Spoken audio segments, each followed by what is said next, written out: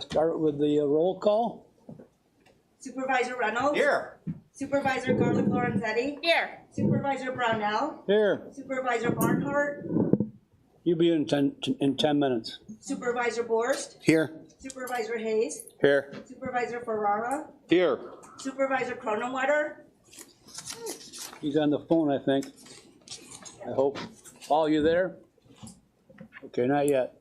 Supervisor Lott. Here. Supervisor McGreevy. Here. Supervisor Heisen. Here. Supervisor Trout. Here. Supervisor Clear. Here. And Supervisor Enslow. Here. You have a quorum, Mr. Chairman. Okay, please rise for the Pledge of Allegiance and a moment of silence. I pledge allegiance To the flag of the United States of America, and to the republic for which it stands, one nation.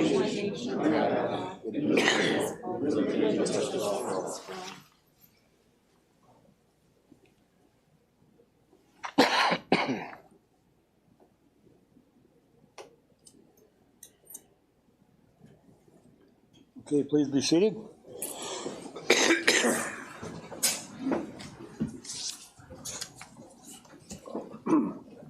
First on the agenda is the public hearing on the proposed change in the operation and billing for Hillside Water Treatment portion of Seneca County Sewer District Number 2. I'll make a motion to open it. Okay. Second. Got a motion to open it. Second. Okay, all those in favor of opening the public hearing, please say aye. Aye. Opposed? Okay, it carried. We are now in the public comment session. Anybody from the audience want to comment? We do have 2 letters here that were handed to us. They're probably all on your desks. Anybody wants to comment? Okay, I guess not. Anybody want to close the public hearing? Make a motion to close the public hearing. I'll second that. Okay. All those in favor say aye. Aye. Opposed? Public hearing is now closed. Thank you. Next one. Public hearing on the 2021 tentative budget. It's just to get it, we gotta have a public hearing so we can vote on it at the next meeting, hopefully. I'll make that motion. Okay.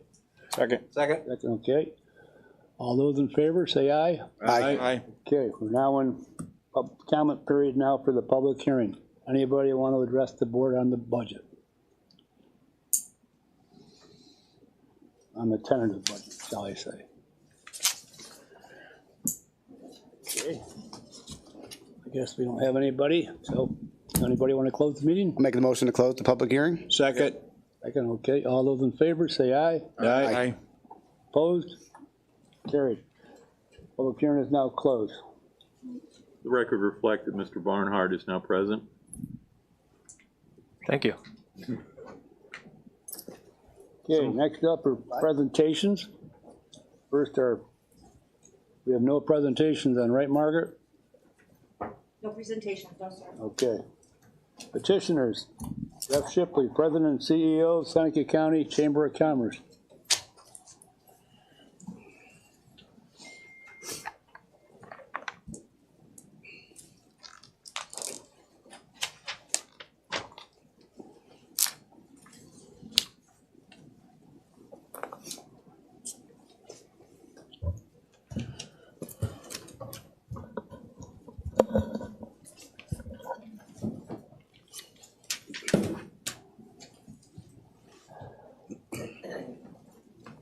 Okay. Thank you, Mr. Chairman. Good evening, everyone. I can think of no better place than I'd rather be on my birthday tonight than to be with you all here tonight. So thank you for giving me the opportunity to speak tonight ahead of any vote on Resolution 189-2020, which defunds the Tourism Promotion Agency budget from 90% to 80% of the Occupancy Tax Revenue Fund. Tonight, I am joined by several people that are deeply concerned by this legislative action and oppose it. I've also submitted dozens of letters to Board Clerk Margaret Lee from highly respected leaders in our community, many in the tourism industry that also oppose this resolution as written. I also understand there have been additional letters submitted to Ms. Lee's office in opposition to defunding the TPA budget. I was not present at the most recent planning, development, Agriculture and Tourism Committee, where this resolution was offered up for discussion. Though I have reviewed the video of the meeting in its entirety, as recorded and posted to the county's website. Further, I had no previous knowledge that the proposal to defund the TPA budget was being considered, nor have I had any concerns expressed to me from any supervisor about the Chamber's performance as it relates to the county's tourism promotion agency. In fact, at the very same committee, I noted that a supervisor stated the Chamber has in fact done a, quote, good job, end quote. So I was a little surprised, quite frankly. But that being said, while I am disappointed that such a resolution would be considered tonight, my objective here tonight is to help provide you with a more complete understanding of the countywide tourism program, including the Chamber's role as TPA, how the funding is utilized, and also to identify some of the consequences, unintended or not, that will come as a result of defunding the Chamber's TPA program. Given the high degree of turnover on the board for this year, 2020, I realize that several supervisors here tonight may be somewhat unfamiliar with the tourism promotion efforts on behalf of our county and how important these efforts are to our economy. In a normal year, the Chamber makes 4 quarterly presentations to this board to keep you apprised of the program. This year, due to COVID, the county's virtual meeting schedule, unfortunately, we were only able to get 1 presentation in front of you that came back in the September meeting. So it is my hope that a return to normalcy will afford better communication and foster a mutual respect for our respective efforts to help move this county grow and prosper. In terms of the county's tourism promotion program, know that all 62 counties in New York State have a dedicated TPA to provide tourism promotion services. In some cases, that role resides with a county department. However, in the majority of cases and majority of counties across the state, the TPAs are either a Chamber of Commerce or a Convention and Visitors Bureau, known as CVBs. In Seneca County, the Chamber has been the active TPA since 2008, 2 years before I was hired as president of the Chamber. As an aside, I came to the Chamber with more than 10 years of experience in tourism promotion, having spent 5 of those years as the Director of Communications with the Ontario County Tourism Bureau, a CVB. To fund these countywide tourism promotion efforts, the overwhelming majority of counties implement what's known as an occupancy tax. It's a local law that's separate from a sales tax, but still requires state authorization. The occupancy tax is a pass-through charge assessed on overnight stays within the community and typically paid by non-residents. The rates vary throughout the state. Here in the Finger Lakes, the average occupancy rate is 4.2%. Seneca County's rate is 3%. The occupancy tax legislation also specifies the intended uses for the disposition of revenues. Seneca County's occupancy tax law states, quote, "The revenues derived from said tax shall be allocated only to enhance the general economy of the County of Seneca through the promotion of tourism activities, conventions, trade shows, special events, and other directly related and supported activities," end quote. As you can imagine, there is a highly competitive landscape when trying to promote these tourism activities, as every community across our state and region has compelling reasons to visit. What's more, every county in the state and region is vying for overnight visitors. These guests from outside the county provide the highest return on investment, something that is known as the tourism multiplier effect. I won't bore you with all the details, but it goes for every $1 invested in tourism promotion, $9 is returned to the community through the economic activity created. According to a commission study in 2018 by the state, tourism represents a $65 million industry in Seneca County. It sustains more than $20 million in labor income, and it generates more than $4.5 million in local taxes. That's a combination of occupancy, sales, and property taxes. Seneca County, this is something I was especially proud of. Seneca County was also identified in that same study as being one of only 4 counties in the region to experience positive visitor spending growth every single year since 2012. Clearly, attracting more visitors to the area is of the utmost importance to Seneca County and its economy. The ability to promote and influence travelers to come to our destination is the underlying factor that drives economic benefits for every business, nonprofit, resident, and municipality in this county. Our economy is heavily reliant on tourism. The opportunity to grow market share and capture consumer attention and loyalty is directly tied to our available resources. And I just want to divert for a second. In terms of resources, the Chamber is heavily reliant on the proceeds of the occupancy tax. In 2010, my first year at the Chamber, the occupancy tax generated approximately $175,000 for Seneca County. The Board of Supervisors approved budget that year was $221,309, meaning that the TPA was funded at 100% of the occupancy tax, and some $45,000, $45,562, was supplemented from the county's general fund at the local taxpayer's expense. This was a routine occurrence when the program was part of the county's department structure. The state also did not allocate matching funds that year in 2010, similar to 2020, and I predict that will be the same for 2021. Over the next 2 years, however, as the occupancy tax revenues increased, the county's supplemental budget amount from the general fund was eliminated. By 2012, countywide tourism promotion efforts were wholly self-sustained from the occupancy tax, meaning no additional monies from the general fund have been used since, saving our taxpayers. In 2017, after years of sustained occupancy tax growth, the Chamber and the county agreed to formally change the way the TPA contract was funded.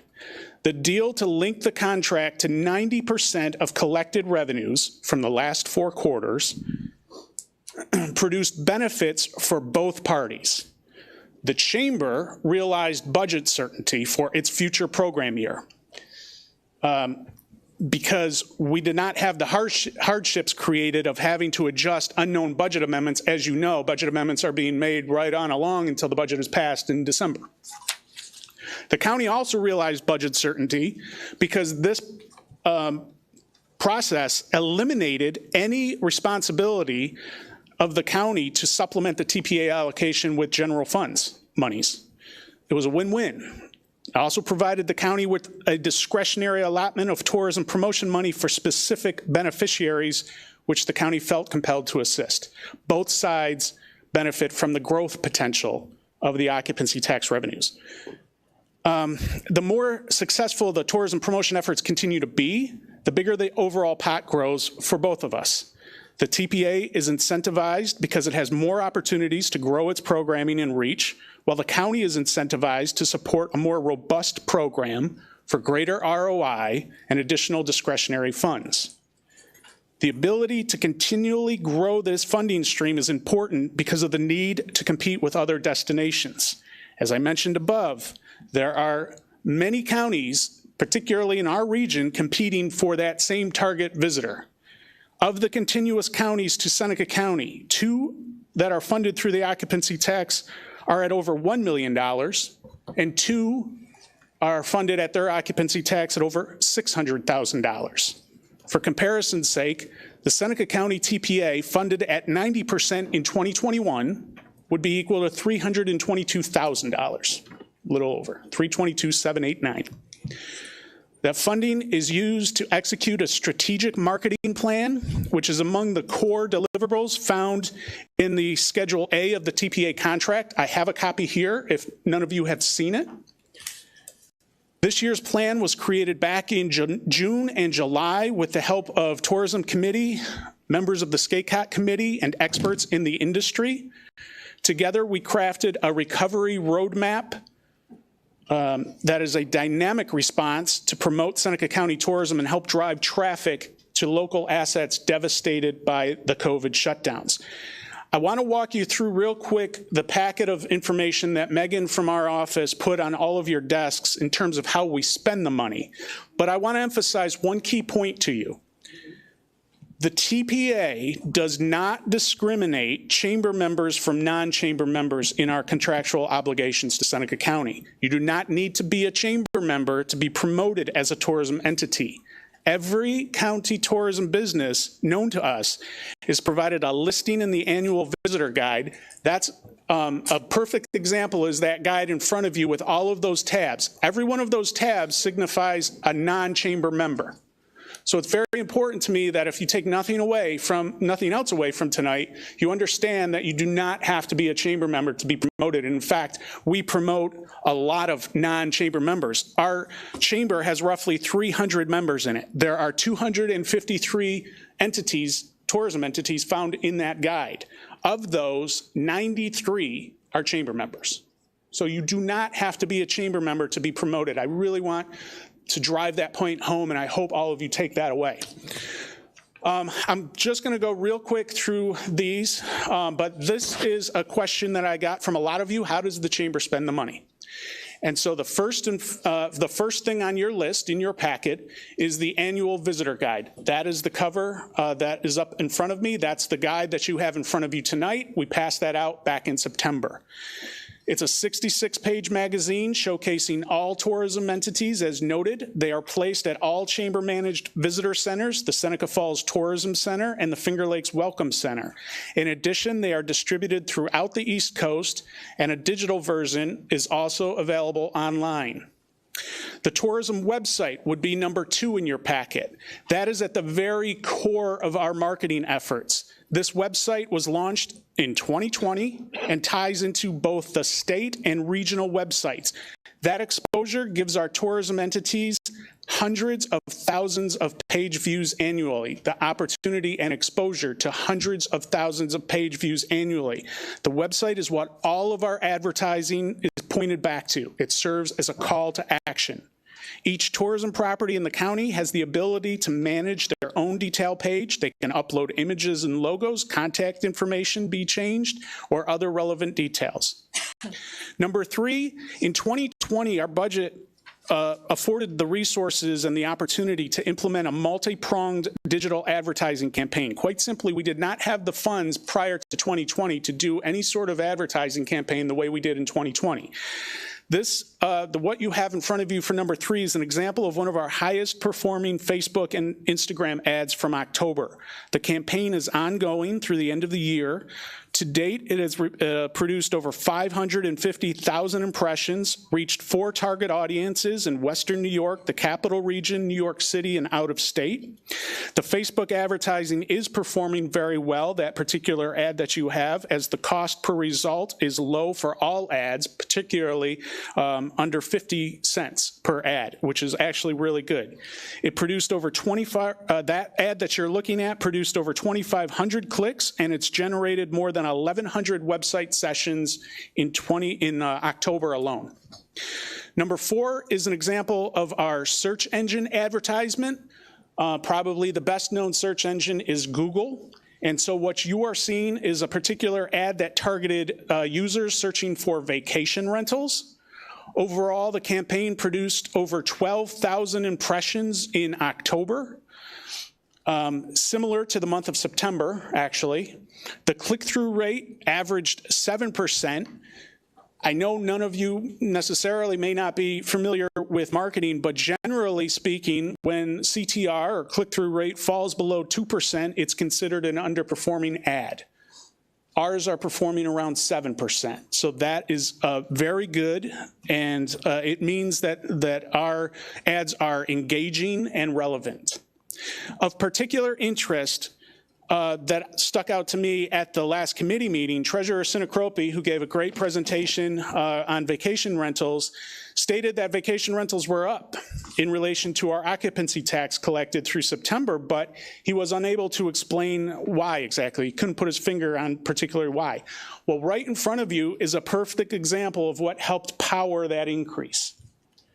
The fifth, number 5, is digital retargeting ads. These are what we call PPC ads, pay-per-click ads. The goal behind these ads is to increase the conversion rate to, of our visitors to our website to book business.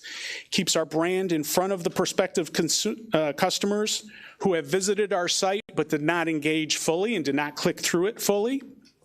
We targeted those states that can currently travel to New York State within a day's drive, because obviously probably all of you are aware of the restrictions in New York State for COVID. Here's the way it works. These PPC digital retargeting ads. Every time someone visits our website, discoverseneca.com, there's a pixel that is embedded on their device. Computer, smartphone, whatever. Anyone that had a pixel and was within that geo-target area, that geo-target audience that we identified, those people within a day's drive that can, from states that can come here, anyone that had a pixel and matched one of those states was retargeted ads with like the ones you have right in front of you. And so after the first 60 days of the campaign, over 8,500 pixels were loaded. That's a pretty high watermark. The highest performing ads of this magnitude, of this kind, were from New York City, Western New York, Albany, Philadelphia, Harrisburg, and Scranton-Wilkes-Barre. It is important to note those states and those areas, because if you ask your constituents and your wineries and your tourism properties, I bet you're going to correlate to a higher increased traffic from one of those areas. So these ads are having an impact and an effect. The next, number 6 in your packet, is earned media coverage. Among the first program additions that I made when I came here in 2010 was to incorporate a robust PR campaign on behalf of Seneca County. It is something the county did not do prior to 2010.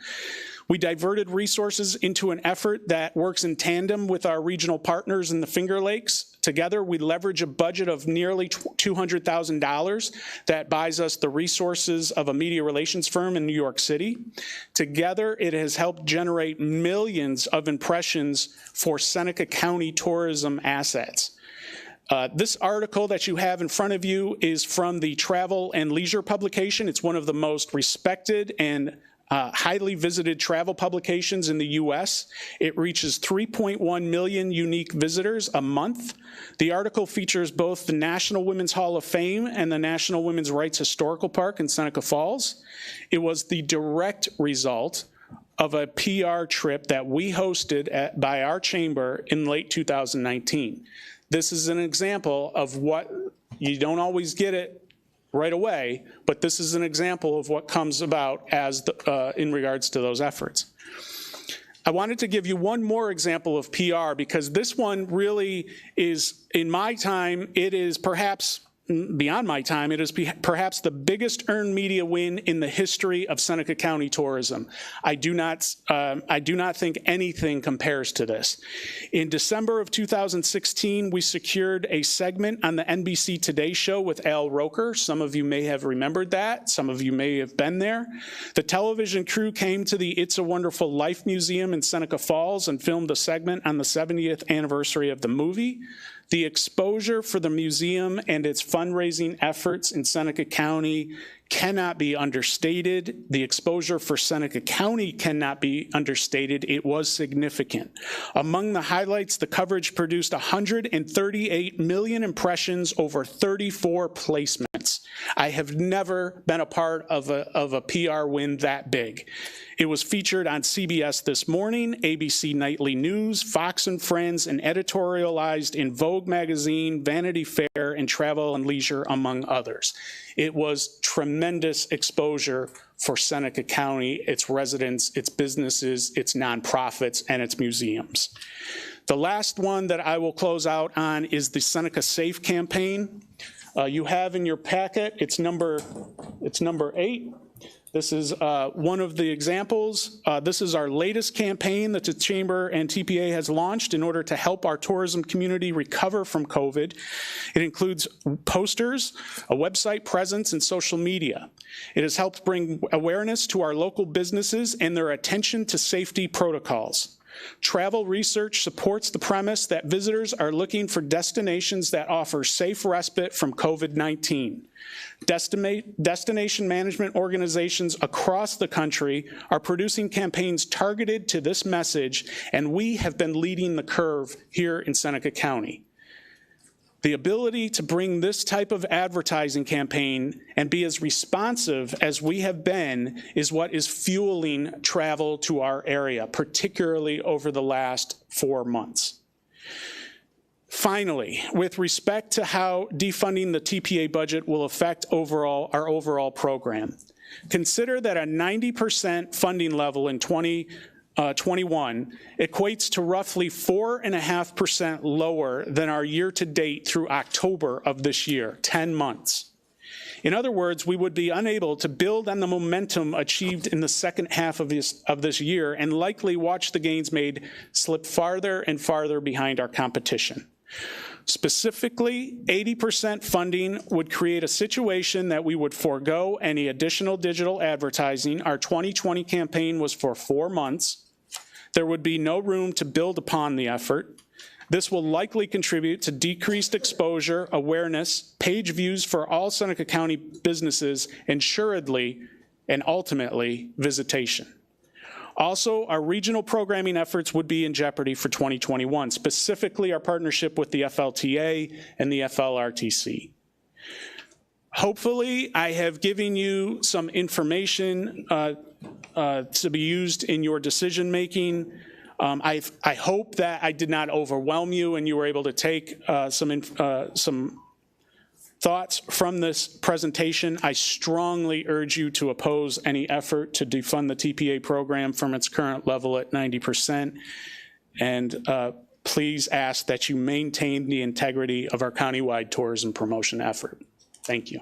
Thank you, Jeff. Well, hold on. Any questions for Jeff? Is there a number 9 in here, Jeff, that gives us a Seneca County or the chamber budget?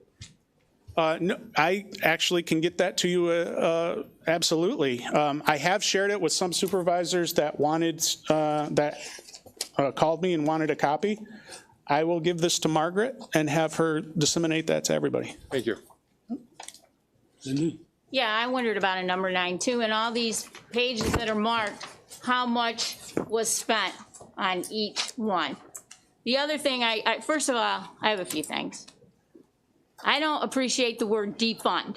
We didn't defund the chamber. We took you from 90% to 80%. That is far from being defunded, number one. Number two, I kind of felt, okay, so I'll come back to that. So I've always wondered, how much does a member pay? Are there different levels of membership fees? Are you asking? Yeah. Yes. So a basic membership in the Chamber of Commerce is $250 a year. There is also enhanced levels of investment that start at $750 and go up from there. I would say, though, however, we are, and I hope you understand that we are talking about Chamber of Commerce business versus tourism promotion agency business. They are not the same, and you do not have to be a chamber member to be promoted for tourism. I just want to make sure that point is clear. You already told us that with everything that's pink in the booklet. Okay, we got that. So I do have, I'm just wondering, what county does over $600,000? So there are two of them. Schuyler County, or I'm sorry, Schuyler County and Cayuga County are both at over $600,000. Ontario County and Tompkins would be the two that are over $1 million. And what does Yates County do? I can't speak to Yates because it's not contiguous, but I believe I probably have that in my notes. If you give me a second, I will get it to you. Isn't it 50% of their TPA?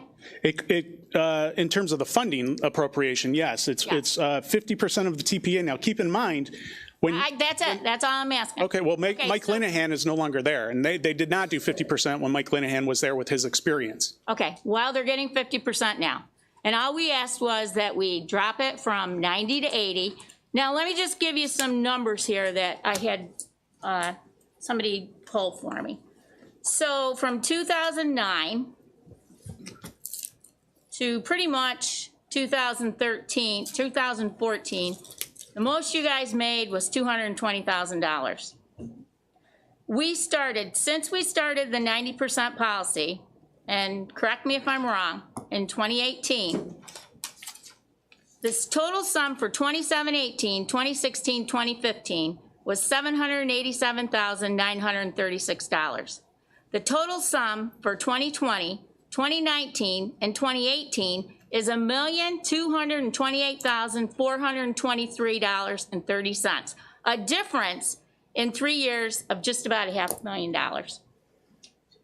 So I understand, and nobody's saying that you don't do a good job. You do a great job. But I think what the board is looking at, and to say that we defunded you, again, I don't appreciate that, because we've had to look across not only at the county, but our own towns, at the COVID crisis we're in, and we've had to tighten our belts. I don't understand why you wouldn't think that we would take time to look at this and think about tightening our belts here, because there's a lot of other little promotions that people want to start up, they don't have the money, okay? We've given before, and correct me if I'm wrong, Supervisor, we've given money to the dog show, correct, Supervisor Heisen? We've given, So far. I think we gave to It's a Wonderful Life, which It's a Wonderful Life kind of brought in its own people because of the story and because they came back here because supposedly that's where the movie all took place, correct? I mean, I'm sure you guys helped with that, but they came because this is where they actually thought that movie took place, is in Seneca Falls, New York. So that was a great thing for the area, but that was a thing that happened because of the movie.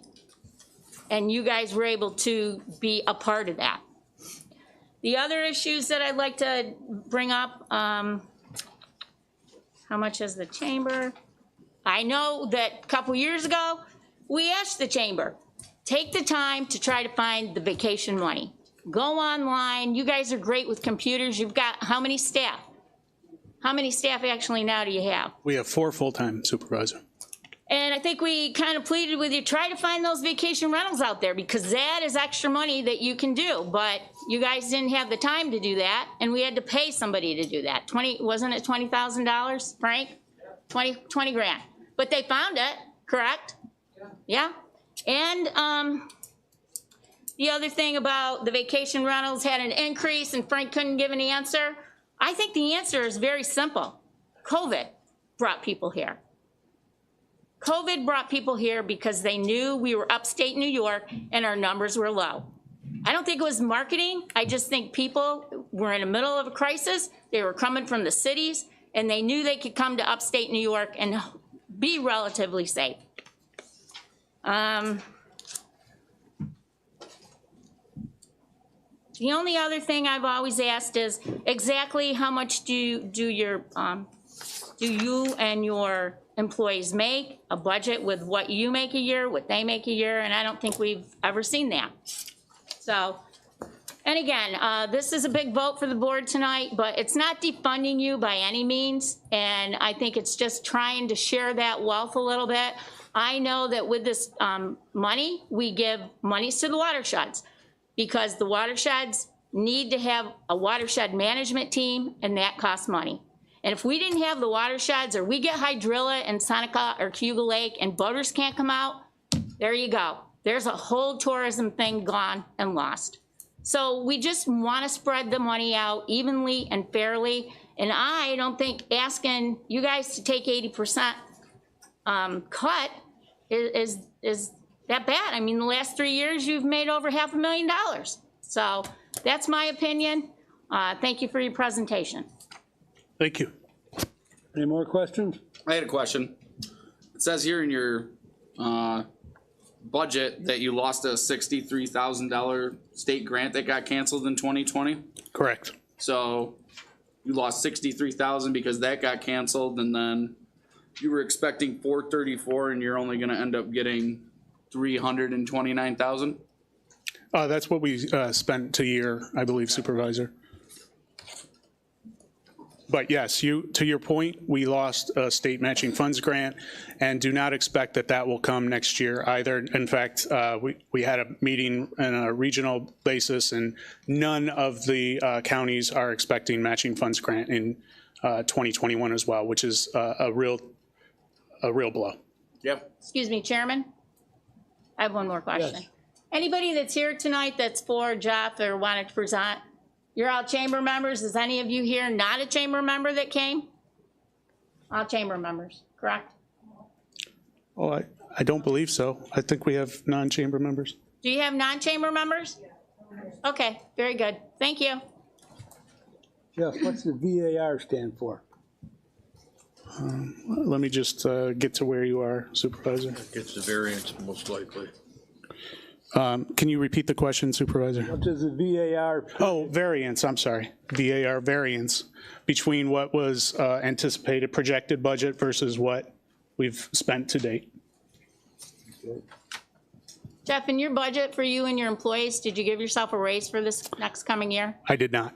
Thank you. How about your employees? I did, You did? yes. 3%? Roughly 2.5. Any more questions? Kyle? So not that I take exception with the term defunding, because we are, the motion was to reduce the amount of funding for the Tourism Promotion Agency, but it's not as if this board or this county is absorbing those funds back into themselves. The entire idea of this 10% or 20% is to supplement our tourism with a direct aid program through a grant that we're still fleshing out. The chamber is not my issue here. I have no exception with the way that the chamber is run. I am solely talking about how we use our tourism promotion budget. I'm glad that you brought up It's a Wonderful Life. The It's a Wonderful Life Museum was actually the impetus for this grant program, for specialized programming from a source that they would generally not otherwise have. So this 10% or this 20% would be going directly towards municipalities, nonprofits, and private businesses for the sole operation of tourism promotion, whether that be capital projects that businesses can build on their own sites, if that's event promotion or even arts and culture. That's all a part of the greater Finger Lakes Tourism Center that we have here in Seneca County. I've spent over 20 years in the tourism industry, managing restaurants and wineries with multi-million-dollar budgets, so I'm well aware of the markets that we promote to. Most of my issue with the tourism promotion budget stems from the type of marketing and the type of budgeting that we're doing. When I came on this board, I did not hear much about digital promotion, which, forgive me, but as a millennial, that is my sole interface with marketing and promotion. I'm happy to see that you are moving in that direction, and the numbers that you gave this board are fairly impressive. Over 500,000 impressions is pretty good. 2,500 clicks on an ad, it's pretty good. I think we can do better. I think if the program was to shift almost entirely towards digital marketing, as opposed to what I think is an antiquated way of marketing to consumers, I think that you might have better effectiveness. But even outside of this county, and I'm happy that you brought up Schuyler County, which is where I was raised and where I got my start in the tourism industry, we saw a very consistent 14 to 15% growth over the years. And I can't help but think that that's not solely coming from tourism promotion budgets and tourism promotion agencies. We have a natural regional draw because we are a bit of a natural wonder for a 5 to 6 hour drive. So I'm happy to give the tourism promotion agency a large budget, but I'd also like to directly help municipalities, nonprofits, and businesses get funding and financing for programs, promotion, and buildings and programming that they otherwise would not receive from just simple marketing. These businesses, nonprofits, and municipalities need to grow, and frankly, this county does not do a good job supporting those businesses. As part of the outreach that I got in terms of the letters and the communications that I got, that was a common theme. There's not a lot of support for non-chamber businesses, and again, I understand that non-chamber businesses are supported as part of the TPA. Thank you for that. That's a great job. That's what you're expected to do. However, direct support is what municipalities, nonprofits, and private businesses need to thrive. It's a little bit of this, it's a little bit of that. So when I got the letters saying for 100% funding of the TPA, I simply can't accept that. This county does have a responsibility to help out where we can, and I think that starts with the It's a Wonderful Life Museum, and it ends with every other private enterprise that's out there promoting tourism. Thank you for your presentation. It was very well done. I'm looking forward to hearing from the other folks speaking on the subject. I will also say I'm likely to support maintaining the 90% amount that we've been given after the conversations that I've had over the past 2 weeks. However, my opinion is we need to move hard into the digital marketing and promotion of our industry and our region. Thanks, Jeff. Okay, thank you. Okay, anybody else? Okay. Next up, back to the page here, would be Bruce Murray. Boundary Break Vineyard.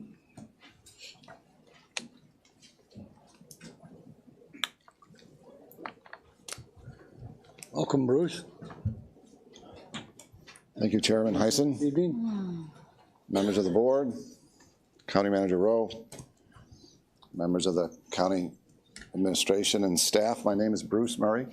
I'm the owner of Boundary Breaks Vineyard, located just north of Lodi Point State Park. We straddle the line. Most of the vineyard is in Lodi, a part of it's in Ovid. I came to Seneca County in 2008 to grow grapes and make wine. But for the 30 years before that, I spent about 28 of them in the media and marketing world. The first part of it was in what we would think of as traditional media, print, newspapers, magazines, and the last 20 years was in digital media. And since I've come to this area, what I've tried to do is become involved with my industry associations. I'm the chair of the Finger Lakes Wine Alliance. I chair the marketing committee of the Seneca Lake Wine Trail. And I am a member of the chamber, and next year I will be the chair of the chamber board. So in some respects, I do have a dog in the fight here. Mostly because of my business as a tourism-driven entity.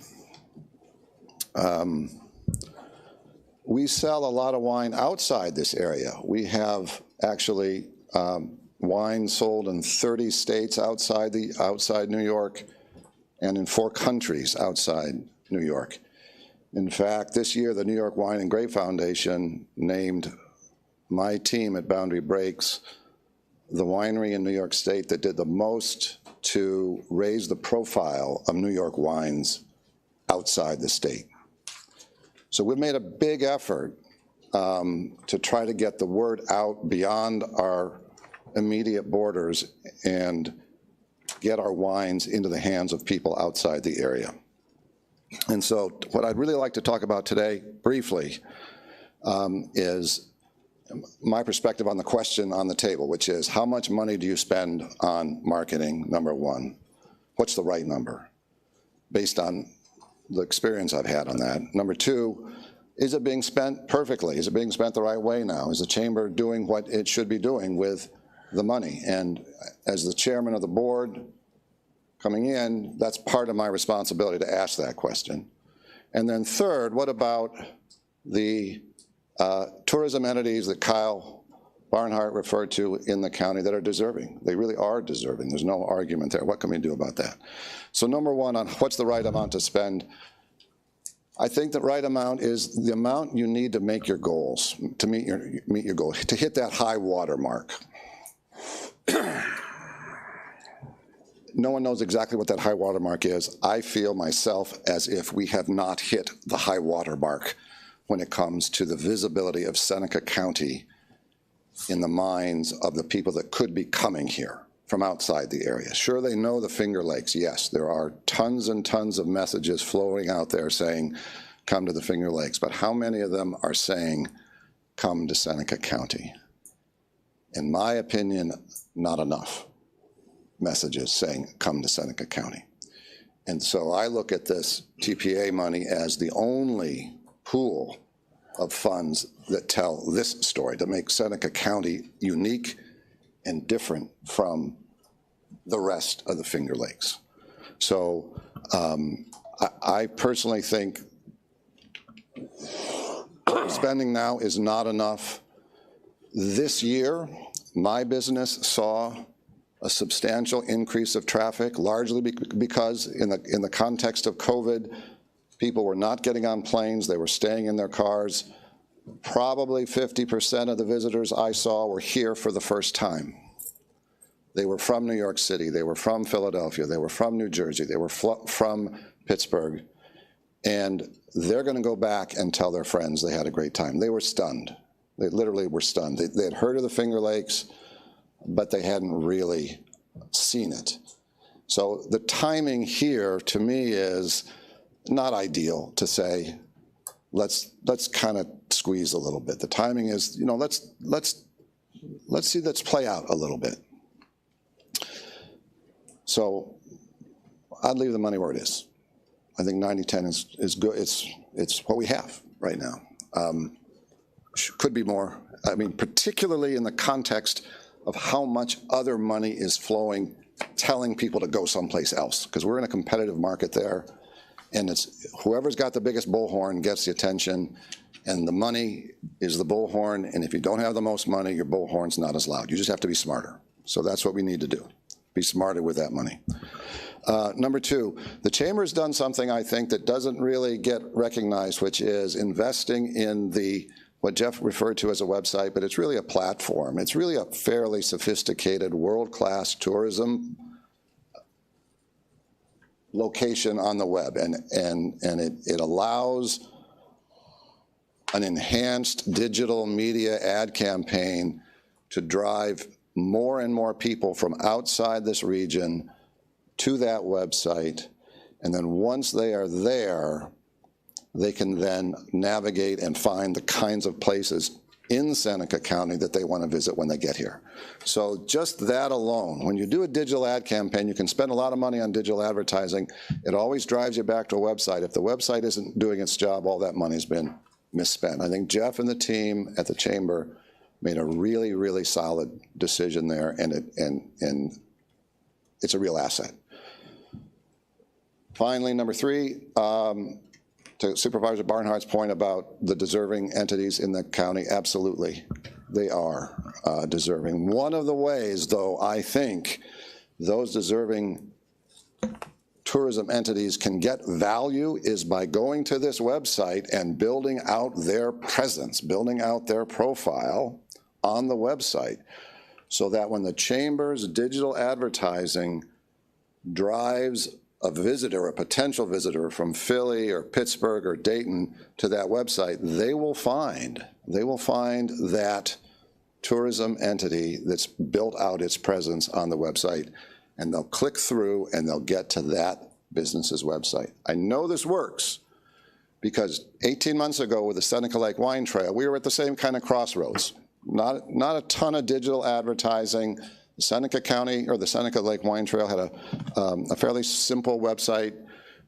Our business is a member of the county, or the wine trail, received about 40 visits a month from the Seneca Lake Wine Trail site. We launched a very sophisticated digital ad campaign.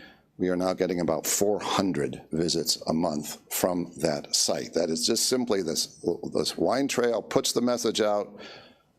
People come back to the wine trail site, and then they flow through to my site. If I were to buy those kinds of ads, if I were to buy 400 visits on Google, it would cost me 75 cents, $1 per click. So just having a presence on the Seneca Lake Wine Trail site potentially is worth $400 to $500 a month for me during the peak season. It's a real asset for those entities. And I also think the county chamber, the Seneca Chamber, has to do a better job reaching out to those entities, those organizations, and showing them how to do this. I mean, that's part of the job, I think, is to get everybody on board. Seminars, Zoom, you name it. But again, that's the kind of thing that will benefit everyone, and it's the kind of thing the county's or the chamber's in a position to do. That's all I had, Chairman Heisen. Okay, any questions for Bruce? Mike? I think Bruce ought to tell them that he's not related to Tom, all right? So, yeah, no relation to Tom Murray. Okay, any other questions? Kyle? Bruce, I'm glad that you brought up the other marketing agencies, the Finger Lakes Wine Alliance, the Seneca Lake Wine Trail. It shows that there is a great investment in our region as a whole. And I'm also very glad that you're taking the lead as the chairperson of the board with such extensive marketing experience. And you're right, there are very few, if any, outside of the TPA, that marketing agencies that focus purely on Seneca County. But again, my question is, how do we actually invest in Seneca County? Right now, we're spending this money. It does go out to the greater world, to the region, and ultimately we hope that tourism is brought in. But I'm going to pivot again to this grant program to say that this is direct aid to municipalities and to nonprofits and to businesses. I can only assume that your business would appreciate the opportunity. Do you host any events throughout the year, any public events? We do. So I can only assume that your business would seek the opportunity to have funding to promote that business or to promote that event. I mean, that's probably a pretty nice opportunity, right? That doesn't currently exist? Well, the Chamber's website has a listings section. One of the things I would do is make sure my events would be included on the Chamber's listing pages, on the Seneca Lake Wine Trails listing pages, on Facebook, on Yelp, on every single possible place. It's just part of our, daily job. Sure. So part of the grant funding or the grant program that we've proposed, but that is not yet fleshed out, is up to $1,500 for event promotion for tourism-related activities. And I can only imagine that that $1,500 used wisely would continue to directly bring more folks into the region. What I want to invest in here is the unmistakable uniqueness of our county. Some of the municipalities here have help. The Seneca Falls, Waterloo, Tyre, they have outside revenues that certainly help their infrastructure and help themselves promote and keep themselves pretty and keep themselves nice. The majority of the South County municipalities don't exactly get that help, and I do think that that's where most of the, at least the agritourism comes from. It's the town of Lodi, the town of Ovid, the town of Varick, the town of Covert, and all of these municipalities and businesses, for that matter, are frankly pretty cash-starved to keep our infrastructure up and let tourists know where they are. I think you know where you are when you're at the It's a Wonderful Life Museum or when Seneca Falls has the big signs out, but I don't think tourists know if they're in Seneca County or Schuyler County or town of Lodi, town of Hector. So again, pivoting back to the grant program, I think this is our opportunity to do unique projects, unique art installations, unique cultural opportunities to let tourists know exactly where they are, therefore supporting the tourism industry as well. No criticism on you and not really a question, but more thanks that it looks like that you're going to be in charge, and just a little bit of consideration that there are many unique ways to engage tourism throughout these towns and throughout the county. Agreed. Thanks. Yes, Bruce, I have a pet peeve. I've been saying this for many years on these vacation rentals. You and I talked about it, but you go in the brochure here and you got about 12 or 13 vacation rentals here. And we got probably 300-400 vacation rentals. In this day and age with digital, you can get the names from Frank's and Acropy and put a link to all those places. Because I know these places here cannot bring in $136,000 of vacation rental money, which is a big chunk of change here. That the vacation rentals at $136,000 for last year is within $30,000 of the hotels. Of course, it's a pandemic and all that. But I'd be happy once you put all those vacation rentals in that booklet, then people would see, wow, they got 300-400 to choose from, not 12 or 13. There's a lot of high-end vacation rentals down there too. So one of the benefits of having a good website is that gets printed once a year, and the website can be updated on a daily basis. And all of those should be in the discoverseneca.com site. They definitely should be. A lot of money, and those people spend a lot of money when they come and stay in these vacation rentals, and they really help the wine business in the South End. Definitely. Thank you. Thank you. Next up is Ken, I want to say his name right, Ken McConnell from Barrister's Bed and Breakfast.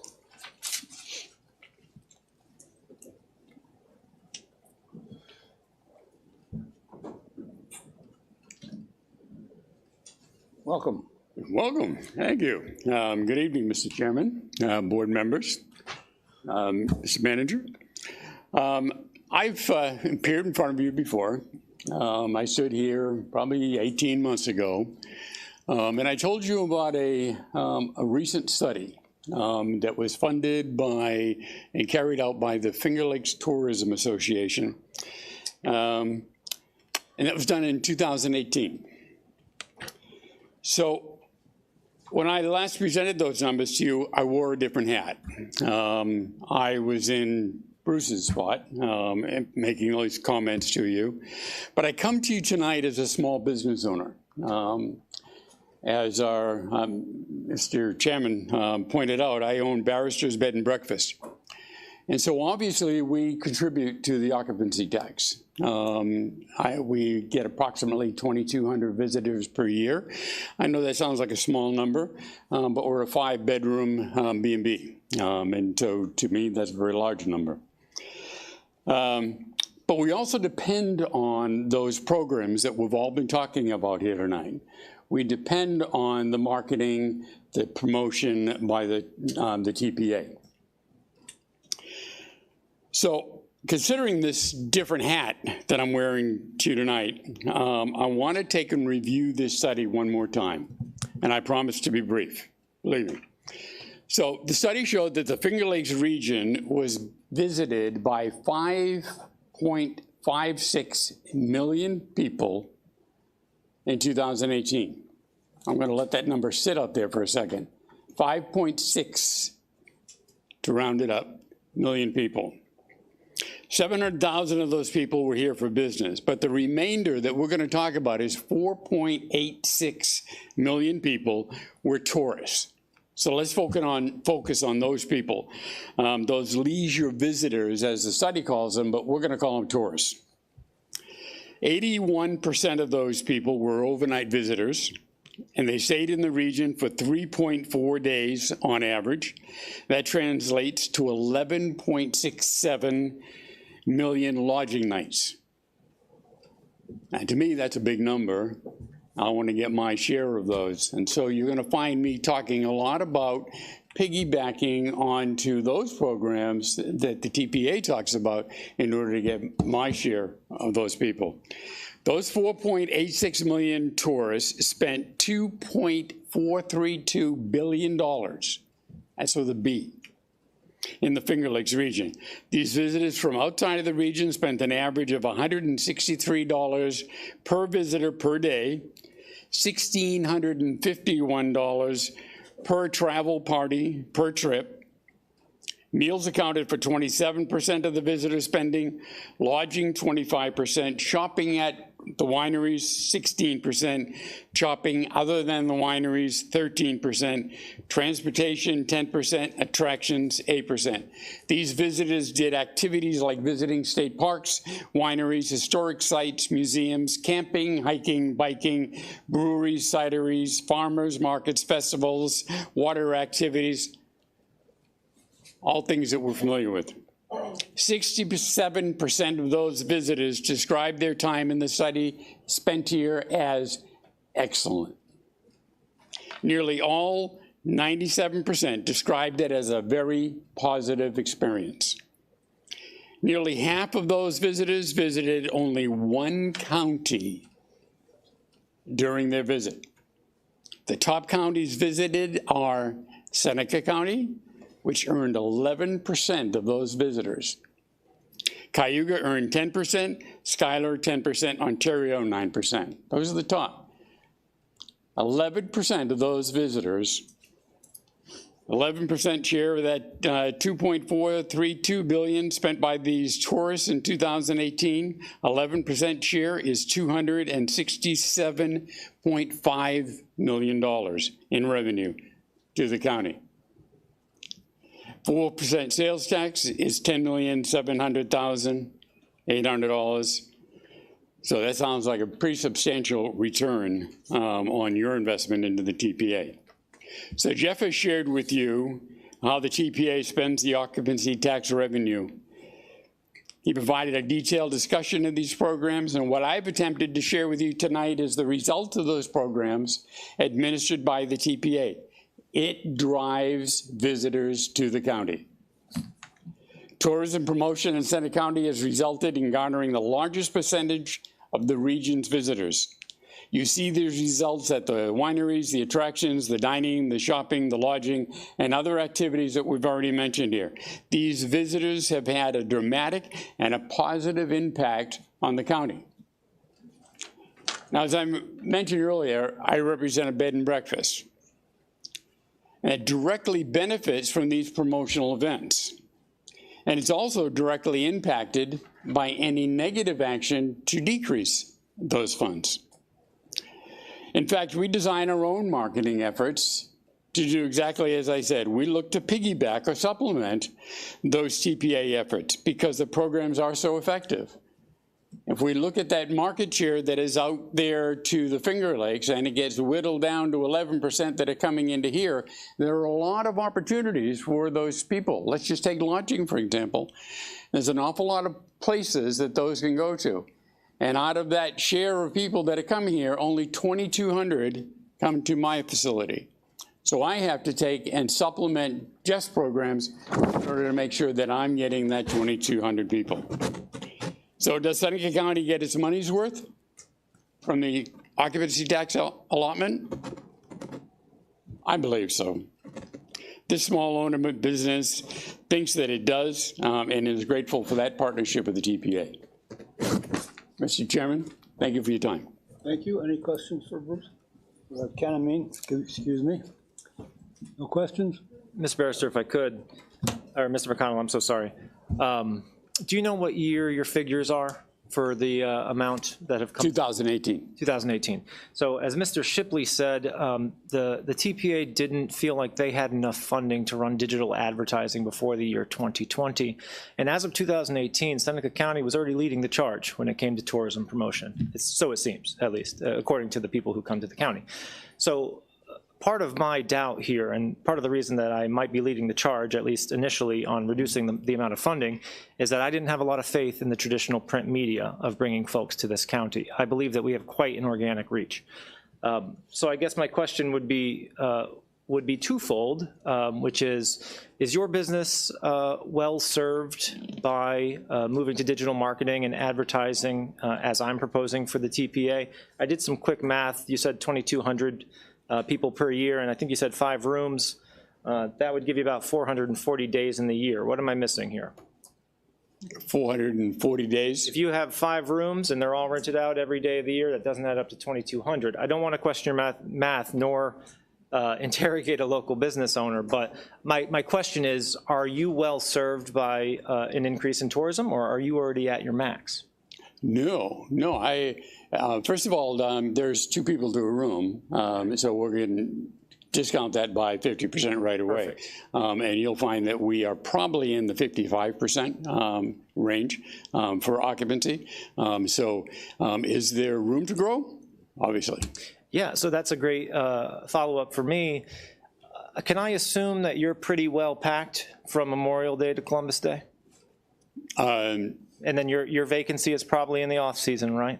Correct. So again, I'm sort of positing the leaders of the TPA here to consider where our marketing dollars would be best spent, and perhaps we're seeing, I know Bruce said there was room to grow, especially for the summertime, but perhaps these dollars are best spent in the off-season so that we can continue to earn you some revenue and put these marketing dollars to best use. Does that make sense? Well, I would take and say that my business is not representative of other small B&Bs.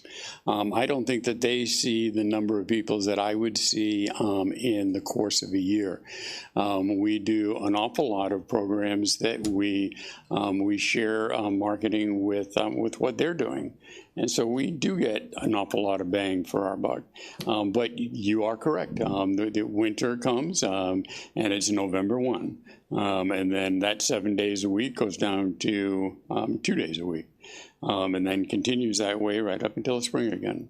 So there is a market to explore in the off season. And I'm assuming as part of your operations budget, do you spend a good amount on marketing for yourself? I think you said you piggybacked on some of the TPA's operations. We do. Okay. And would your business be well served having grant opportunities to further that marketing reach? If there was a $1,500 grant for you to be able to apply for to extend your marketing reach, is that something that your business would be interested in? Sure. Thank you. Thank you. You bet. Anything else? Okay. Very good. Thank you very much. Okay, next up would be open privilege of the floor. Is there anybody here that would like to address the Board of Supervisors?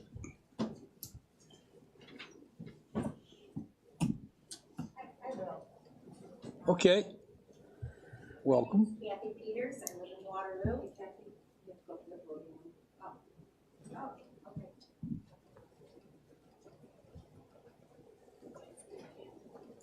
Hello. Good evening. My name is Kathy Peters, and I live in Waterloo. I must admit, I read in the Finger Lakes Times all the meetings and what's going on, but this is my first time here. I'm still a newbie. I moved here in 1971. So I just want to tell you that I have worked at the Visitor Center. I volunteer there now. I used to direct that years ago, just for 2.5 years. And we get visitors from all over. And they are fascinated with the Finger Lakes. And I'll always ask them, is this your first time? If it's their first time, they are overwhelmed. And I'll tell you, I ran a Catholic school. I was a principal for 9 years. And word of mouth is what sells. It does, word of mouth. So between your website and word of mouth and everything else, and I love Seneca County, and my family that comes from Quebec, my oldest daughter lives in Montreal, and my middle daughter lives in North Carolina. They can't wait to come to the Finger Lakes, and we travel all over the world. I've been in 50 different countries. When I first started talking about the Finger Lakes, because we do small groups, we always, where you're from and everything else, and we always brag about the Finger Lakes, because it is, I'm telling you, when you've been all over the world, Africa, Asia, all of Europe and South America and Central America, and you come back to the Finger Lakes, it is awesome, just visually. And so I just want to encourage you, whatever you can do to help the Chamber and help tourism in Seneca County, it's paying off. Thank you. Thank you. Anybody else? Okay, we'll move on to the next item, approval of the meeting minutes, October 13th. So moved. 7th and November 5th. Second. We got a motion and a second. Any discussion? All those in favor say aye. Aye. Opposed? Carried. Thank you. Next up, reports to standing committees. First up is Public Health Services. Supervisor McGreevy. Thank you, Mr. Chairman. The Public Health Services Committee met on October 27th. On tonight's agenda, the Public Health Committee has 2 resolutions, one authorizing the acceptance of grant money for the New York State Department of Health, Children and Youth with Special Health Care Needs in the amount of $21,791 for the period October 1, 2020 through September 30th, 2021. And 2, to accept $249,625 for the period July 1, 2020 through June 30, 2021 for the Public Health Emergency Preparedness Grant. Thank you, Mr. Chairman. Okay, thank you very much, Supervisor McGreevy. Next up, Planning, Development, Agriculture, and Tourism, Supervisor Barnhart. Thank you, Mr. Chairman. The Planning, Development, Agriculture, and Tourism Committee met 2 weeks ago right here. We have 2 resolutions in front of the board for their consideration tonight. The first, to authorize a subordination agreement in support of NE Enterprises. The second being the funding appropriation for 2021 for the Tourism Promotion Agency, being the Seneca County Chamber of Commerce. Thank you, Mr. Chairman. Okay. Thank you, Supervisor Barnhart. Next up, Human Services, Supervisor Borst. Thank you, Mr. Chairman.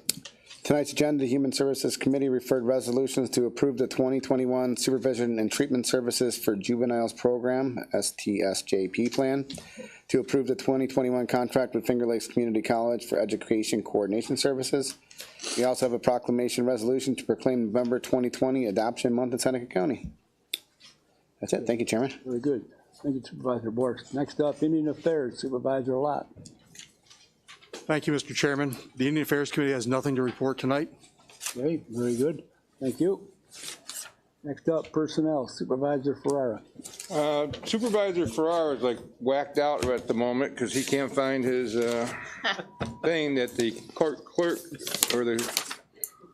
gave me, so I can't blame her, but I found it. Right. Mr. Chairman, other than the resolutions on tonight's agenda, the Personnel Committee also approved refilling several positions in several departments, full-time staff resource assistant, a full-time corrections lieutenant, 1 full-time senior correction officer, 2 part-time dispatcher positions, full-time caseworker trainee, and a senior psychiatric social worker. That's it? That's it. Okay, very good. Thanks, Supervisor Ferrara. Next up, Water and Sewer Treatment Management and Operations, Supervisor Hayes. Thank you, Chairman. We had our public hearing tonight. We have a resolution in front of the board to segment sewer 2 district and adopt proposed rate change. That's it. Thank you. That's all? Okay, very good. Thank you, Supervisor Hayes. Next up, Public Safety, Supervisor Burnell. Yes, sir. Authorize a contract for 2021 with Motorola Solutions for the radio maintenance and the repair of 911 center and the backup unit. The second one is authorized contract with the Frontier Communications for 911 telephone system refresh. That's all I have, Mr. Chairman. Thank you. Very good. Thank you very much, Supervisor Burnell. Next up, Government Operations, Supervisor Garlic Lorenzetti. Yes, Chairman, Government Operations has a resolution to adopt to lease 26 voting machine systems from Dominion. Thank you. Okay, thank you, Supervisor Garlic Lorenzetti. Environmental Affairs, Mr. Cronenwetter's not here tonight, so. Is Paul on the phone, though? He was, right? Paul, you on the phone? He's having trouble. He was. You guys can't hear him, but he can hear us. Well, that doesn't do any good. Can't he call? Right, especially if he wants to vote. We've been trying to fix it. What's Can you that? just call one of our phones? If you Paul, can you hear me, there? wave your hand. Okay, Huh? we'll work on that. Raise your hand if you can hear me. Next up, Public Works, Supervisor Trout. Outside of the 4 resolutions that'll follow on tonight's agenda, we still have the pesky business of the intermunicipal agreement, which is done. Somebody just needs to sign it, I believe. Almost. Ernie? All towns No, I'm have all adopted set. it. Oh, Ernie signed Talked it. to Dave tonight about it. All right. So we're there. I'm just gonna call it done at this point. I'm done. It's done. Everybody's in agreement. So there, it's over. Next guy, next committee. And that's your report complete? That's it. That's all I got for you. Okay, very good, Supervisor Trout. Next up, Mental Health Services, Supervisor Envelope. Hey, Crown. Thank you, Mr. Chairman. The Mental Health Services Committee has one resolution on the agenda tonight, which is accepting grant funds of $27,999.95 in grant funding from the All right. Rural Health Services Pure Advocacy Can you hear Program. That's it, Mr. Chairman. Okay, very good. Thank you, Supervisor Envelope. Not really. I have Kraut on my phone. Okay, All right. We can hear you. Environmental Affairs, Paul. Environmental Affairs? Anything to report? Anything with Environmental Affairs? All right, now, how's that? Yeah, we can hear you. Kraut, can you hear me? Yeah, I can hear you. Okay, is there anything that you want to say about Environmental Affairs? You're on speaker. Yes, I was just hoped that everybody would read the link to the watershed rules and regulations approved by Auburn and Owasco officials. I read the whole thing, and most of these rules and regulations are already on the books, and it's probably the most important legislation this board could ever pass that would protect 2 lakes for generations to come and our drinking water. That's the most important part. I encourage you to read this. The Planning and Economic Development Committee took it up for Auburn and Owasco. I would gladly work with our Planning and Economic Department with the Environmental Department. I encourage everybody to read the link. Margaret printed it out for me. I read it, and it's something we can do that's necessary and critical at this point with the phosphorus levels out of control. So I encourage everybody to read that, brush up on it, and we'll discuss it more. Do you want to put it on the agenda at the next environmental committee meeting? Yes, we can do that. And then Margaret maybe can copy the link and have that handy for all of us at the meeting. We had that already. Copied, written copy, or just? Oh, not a hard copy. Right. I'm I'd like a sorry. hard copy that night to maybe look at. Thank you. Thank you. Thank you, Paul. Stay on the phone, you can vote. Okay. Cindy, ask him if Parker's is busy, will you, for me? Finance assessment and insurance, Supervisor Reynolds. Thank you, Chairman Heisen. On the agenda tonight, we'll be adopting the county equalization rates supplied by New York State Board of Real Property Tax Services for 2021. The county tax apportionment in accordance with section 840 of the Real Property Tax Law. We have two other resolutions as well, but you'll see them when they come out. That's it? That's it. Okay, very good. Thank you, Supervisor Reynolds. Reports of special committees. Anybody got any reports?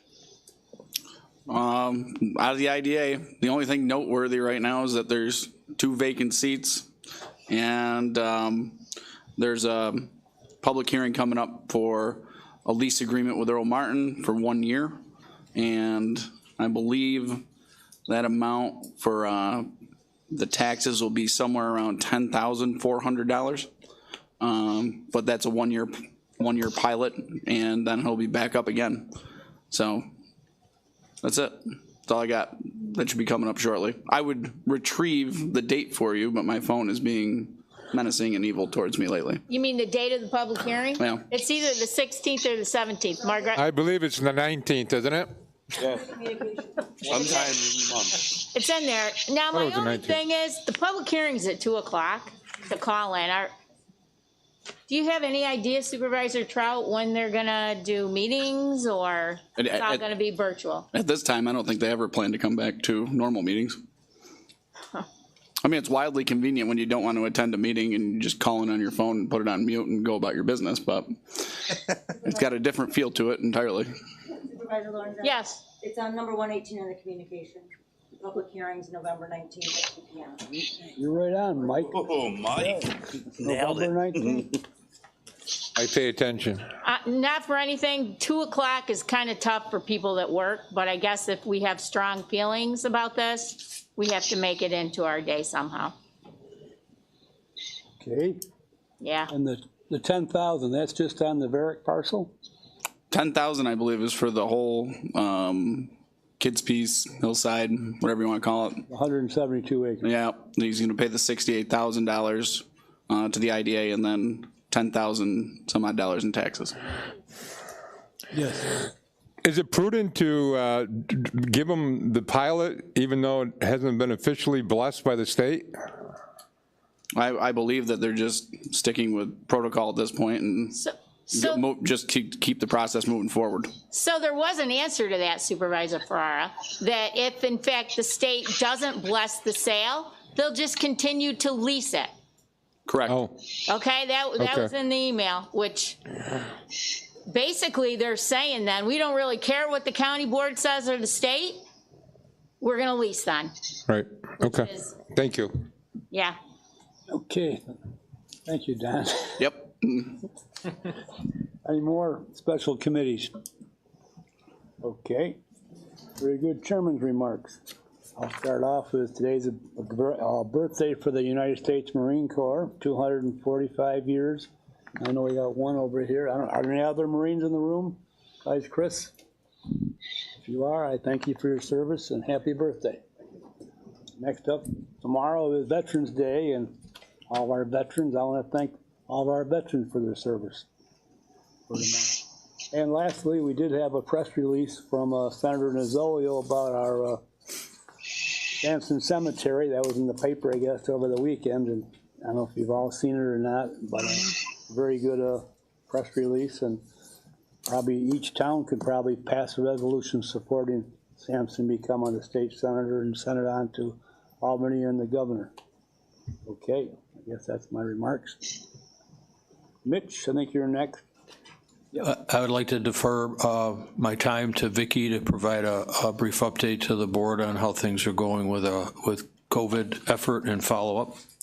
Well, I left one part out. I'd like to thank everybody on that COVID task force. You know, you meet Monday morning at 8 o'clock, and I don't think you've missed a week yet, and I want to thank you for your hard work. It's helping out the county a lot. Thank you, Vicki.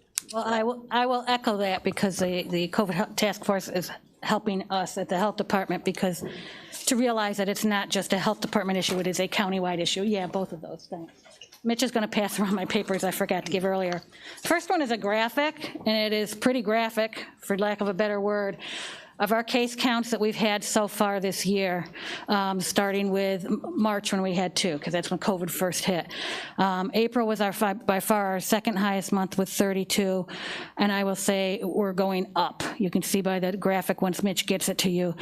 In October, we had 41 cases. This is new cases of COVID identified, and in November so far we have had 61, and today is only November 9th. So our numbers are going way up. We are finding it's because of social gatherings, family get-togethers, Halloween parties,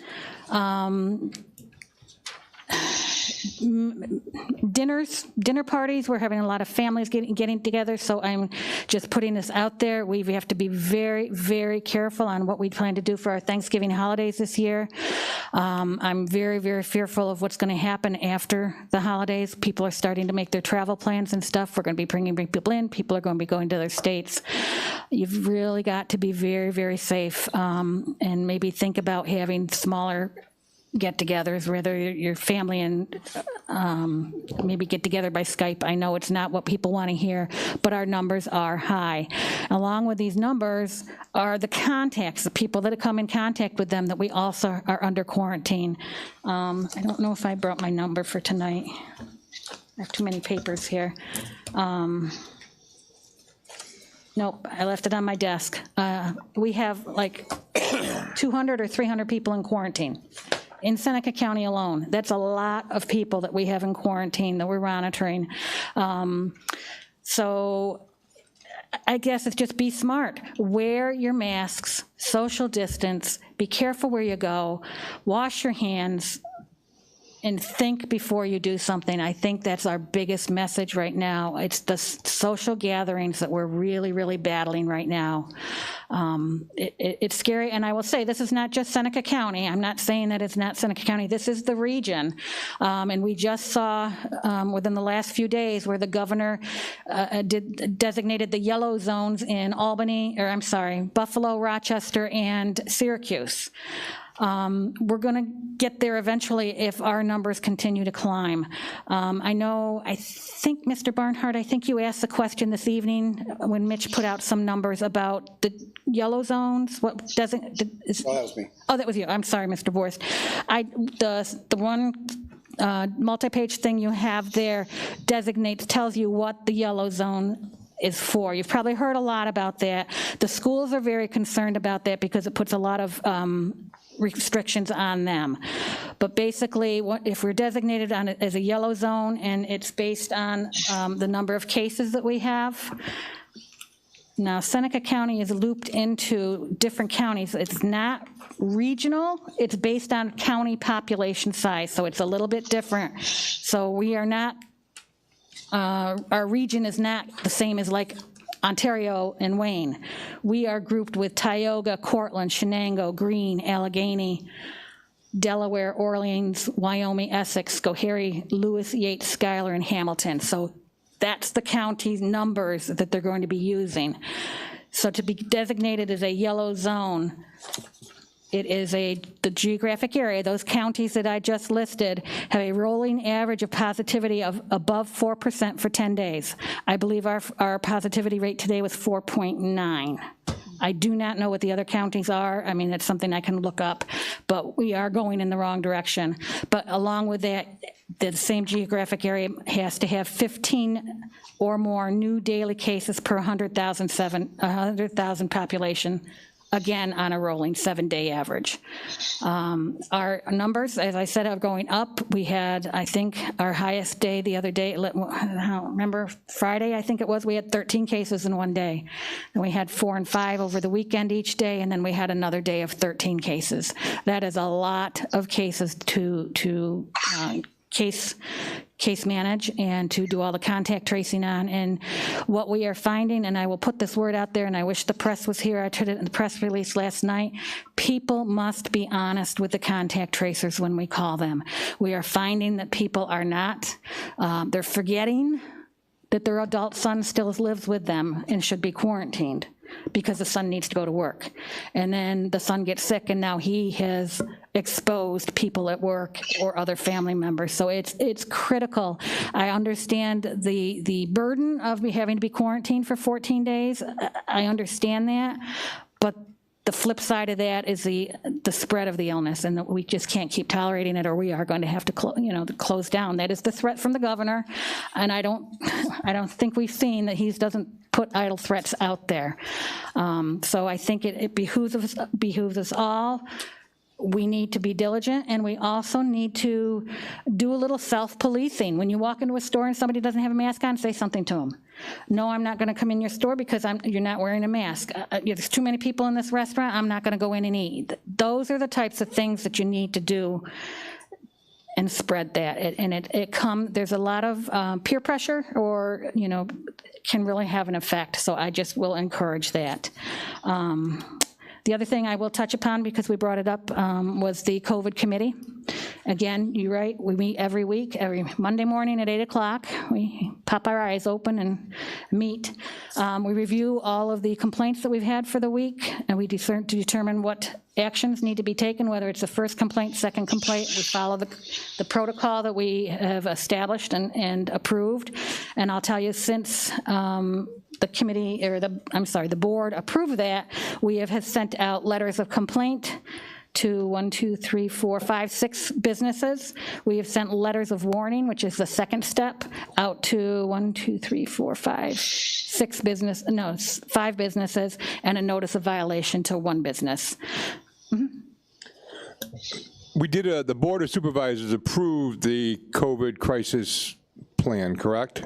Right, the 3-step plan. Okay, and the initial step was that the town supervisor was going to make contact with the business, and the purpose of that was so that it was a less threatening type of situation, and just trying to build trust in the county health department and the county operations.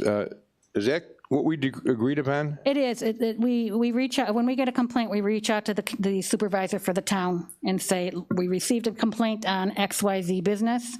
It was because of masking or social distancing, whatever the complaint was. Would you like to go out and meet with them and provide additional education if they need signage and whatever?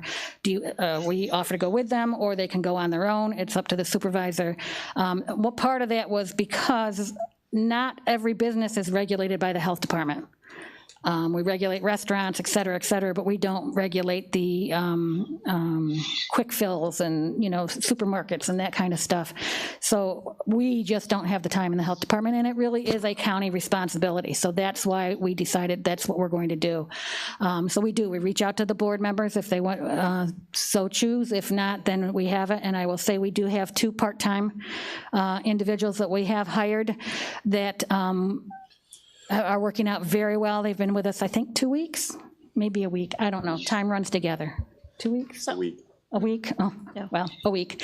And they are going out and doing any of the complaint investigation if we need them to, providing the education, or doing a spot check. They may go out and do a follow-up visit on one of the businesses that we've had a complaint on to see if they're remaining compliant. They are also helping the health department with the phone calls and the home visits to the people that we have in quarantine, which is a big help because we have a lot of people right now. And that's also how we can pay for them under the grant. So that has helped.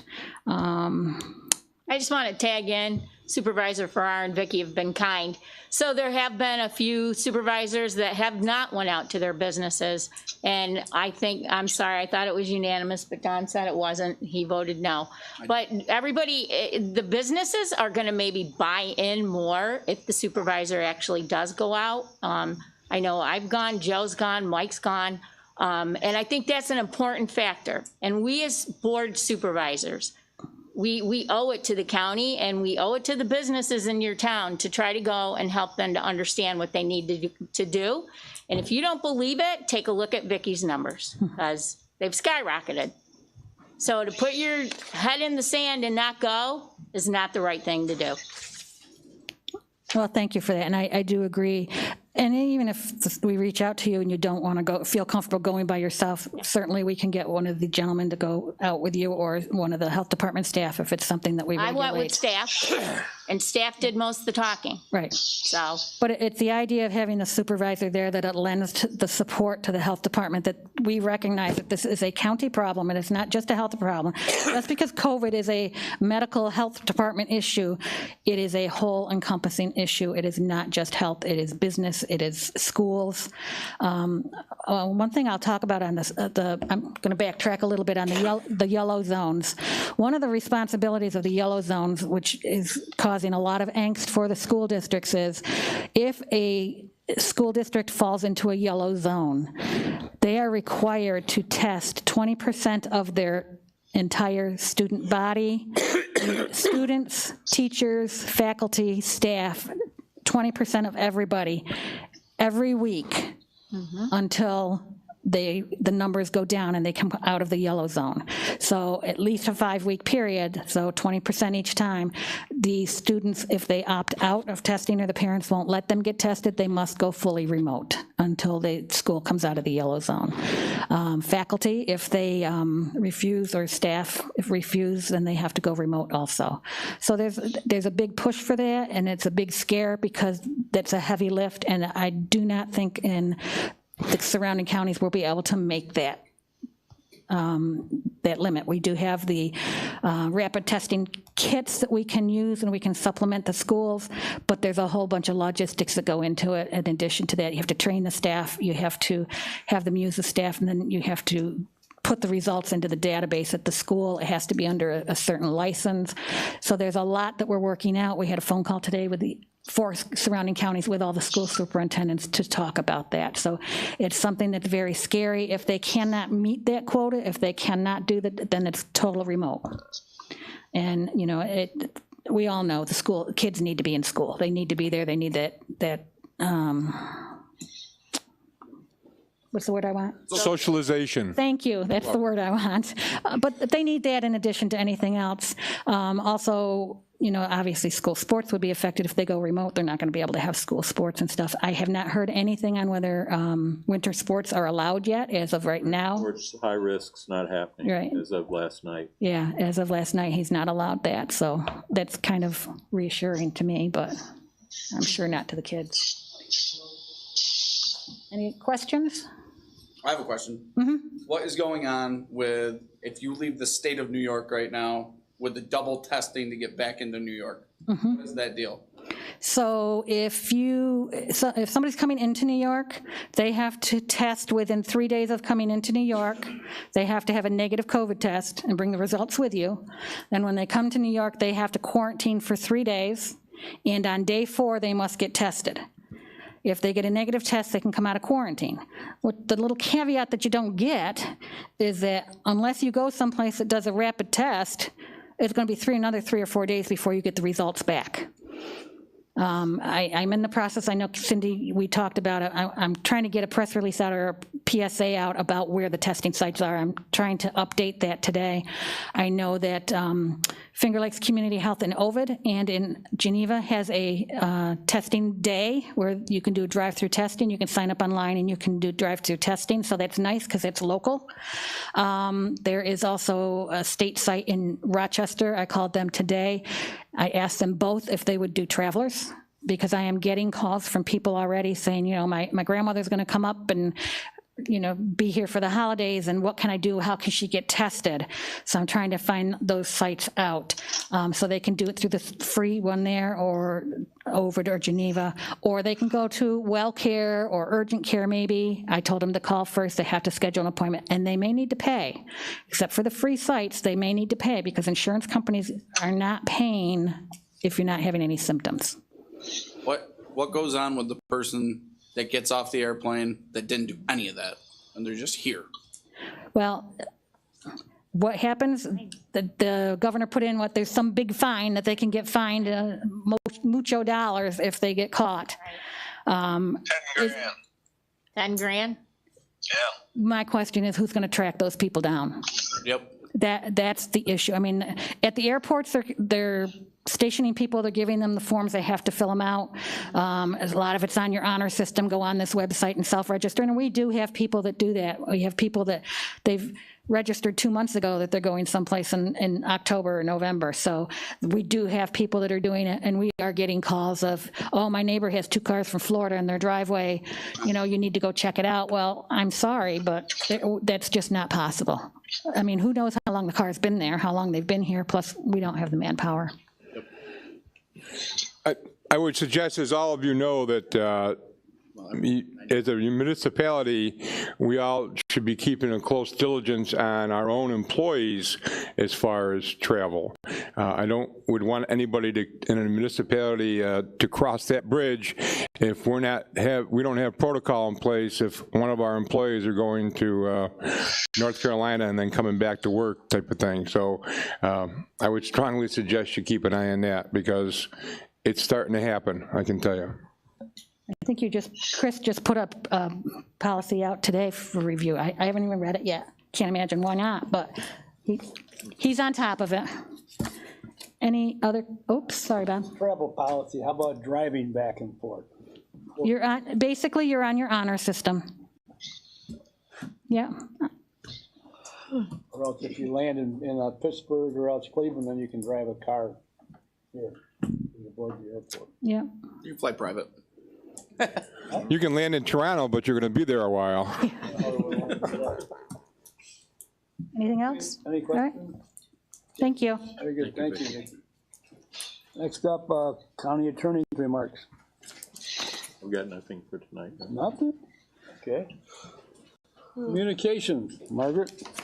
Communications 117 through 130 have been received and filed. Okay, very good, thank you. Next up, resolutions and motions. Finance, number 16, Supervisor Reynolds. Seneca County Board of Supervisors to adopt county equalization rates for 2021 county tax apportionment prior to November 15th, 2020. Support. A second on that, okay. Any discussion? All those in favor, say aye. Aye. Opposed? Motion carried. Next one, number 17. Number 17, Board of Supervisors authorize amendments to the 2020 Seneca County budget. Support. A second, okay. Second. Any discussion? Okay. All those in favor, say aye. Aye. Opposed? Carried. Thank you. Number 18, finance.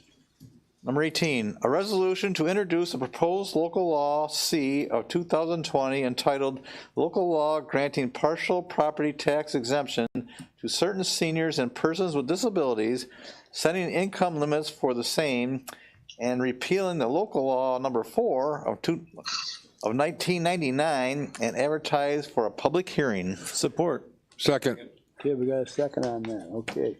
Any discussion? Okay. No discussion? Okay. All those in favor, say aye. Aye. Opposed? Carried. Very good. That's page 18. Okay, thank you, Mike. Okay.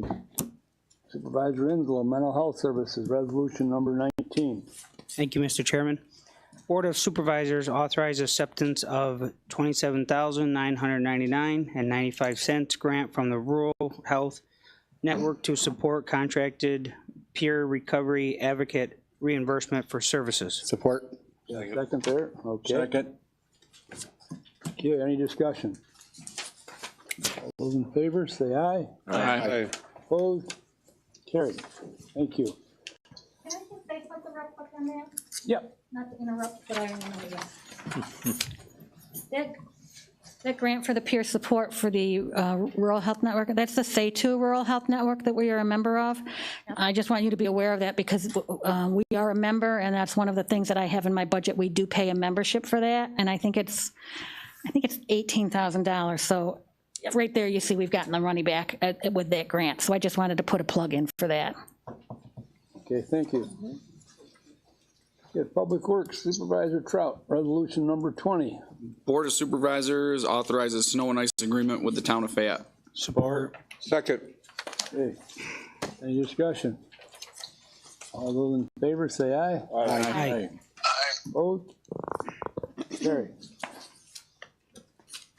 Number 21, Supervisor Trout. Supervisors authorize potential sale of county-owned properties in the town of Lodi. Support.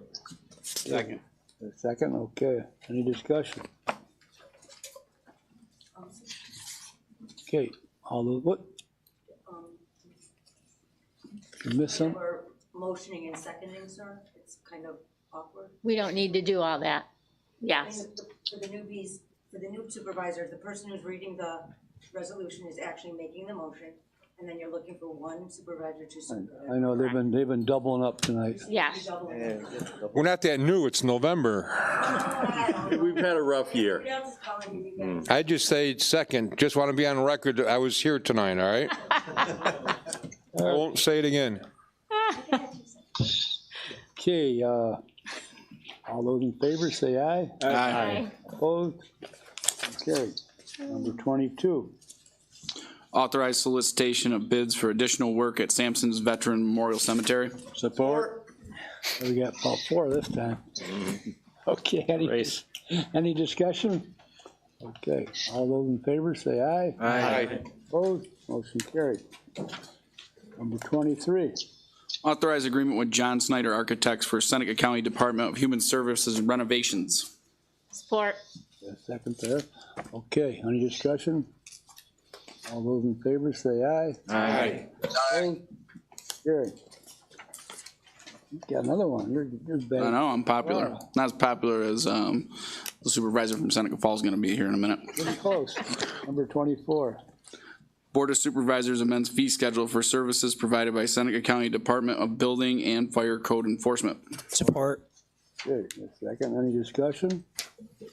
All those in favor, say aye. Aye. Opposed? Motion carried. Thank you, Supervisor Trout. Next up is Government Operations Supervisor Yeah, Alec Lorenzetti. one quickie. Authorized service agreement for voting system and managed services between Dominion Voting Systems Corporation and the Board of Elections. Support. Support. Is that the voting machine that's getting a lot of publicity on Yeah. TV? And we have Dominion? Oh, boy. Yeah, but I don't think there are any issues, right, in this county. Who's that again? Or across the country. I know of. Just got a few glitches here or there, I guess, huh? Oh, God. Okay, any more discussion? Okay, all those in favor say aye. Aye. Opposed? Boy, everybody approved it. Okay. Public Safety, number 26, Supervisor Burnell. Authorized contract for 2021 with Motorola Solutions for the radio maintenance and repair for E91 center and backup. Support. 200, okay. Second on that, okay. Any discussion? All those in favor say aye. Aye. Opposed? Motion carried. Number 27. Second one is authorizations with Frontier Communications for 911 telephone system refresh. Support. Second there. Any discussion? Okay, all those in favor say aye. Aye. Opposed? Motion carried. Thank you, Supervisor Burnell. Next up, Supervisor Hayes, resolution number 28. Thank you, Chairman. Supervisors authorize segmentation of sewer district number 2 and increase the rate of service. Support. A second on that. Okay, any discussion? Okay, All those in favor, say aye. Aye. Opposed? Motion carried. Thank you, Supervisor Hayes. Now Supervisor Ferrara, I got 20 for you now. Number 29. Approve the creation and filling of 1 full-time account clerk and 2 full-time weatherization aides. Support. Second there, okay. Any discussion? All those in favor, say aye. Aye. Opposed? Motion carried. Number 30. Approve waiver to hiring freeze to fill a full-time account clerk and 2 weatherization aides. Support. Second there, okay. Thank you. Any discussion? Okay, all those in favor, say aye. Aye. Opposed? Motion carried. Number 31. Approve waiver to hiring freeze to fill full-time staff resource assistant. Support. Second there, okay. Any discussion? All those in favor, say aye. Aye. Opposed? Carried. Number 32. Approve the creation and filling of 2 full-time MEO light positions. Support. Second on that, okay. Any discussion? Okay, all those in favor, say aye. Aye. Opposed? Carried. Number 33. Approve waiver to hiring freeze to fill 2 part-time dispatchers and 2 full-time MEO light positions. Support. Word again. Okay, any discussion? All those in favor, say aye. Aye. Opposed? Carried. Number 34. Approve waiver to hiring freeze to fill full-time caseworker trainee. Support. Second. Any discussion? All those in favor, say aye. Aye. Opposed? Motion carried. Number 35. Jeez. Approve reclassification of 1 full-time psychiatric social worker 2. Support. Second there. Okay, any discussion? Okay, all those in favor, say aye. Aye. Opposed? Carried. Thank you, Supervisor Ferrara. A lot of work. Okay, next up, the Human Services Supervisor Boris, resolution number 36. All right, Chairman. Approve the 2020-2021 Supervision and Treatment Services for Juveniles Program Plan, and Chairman of the Board approves submission of the STSJP plan. Support. Second, okay. Any discussion? All those in favor, say aye. Aye. Opposed? Carried. Number 37. Seneca County Board of Supervisors proclaims November 2020 Adoption Month in Seneca County. Support. And I'd like to read this if I could. Okay.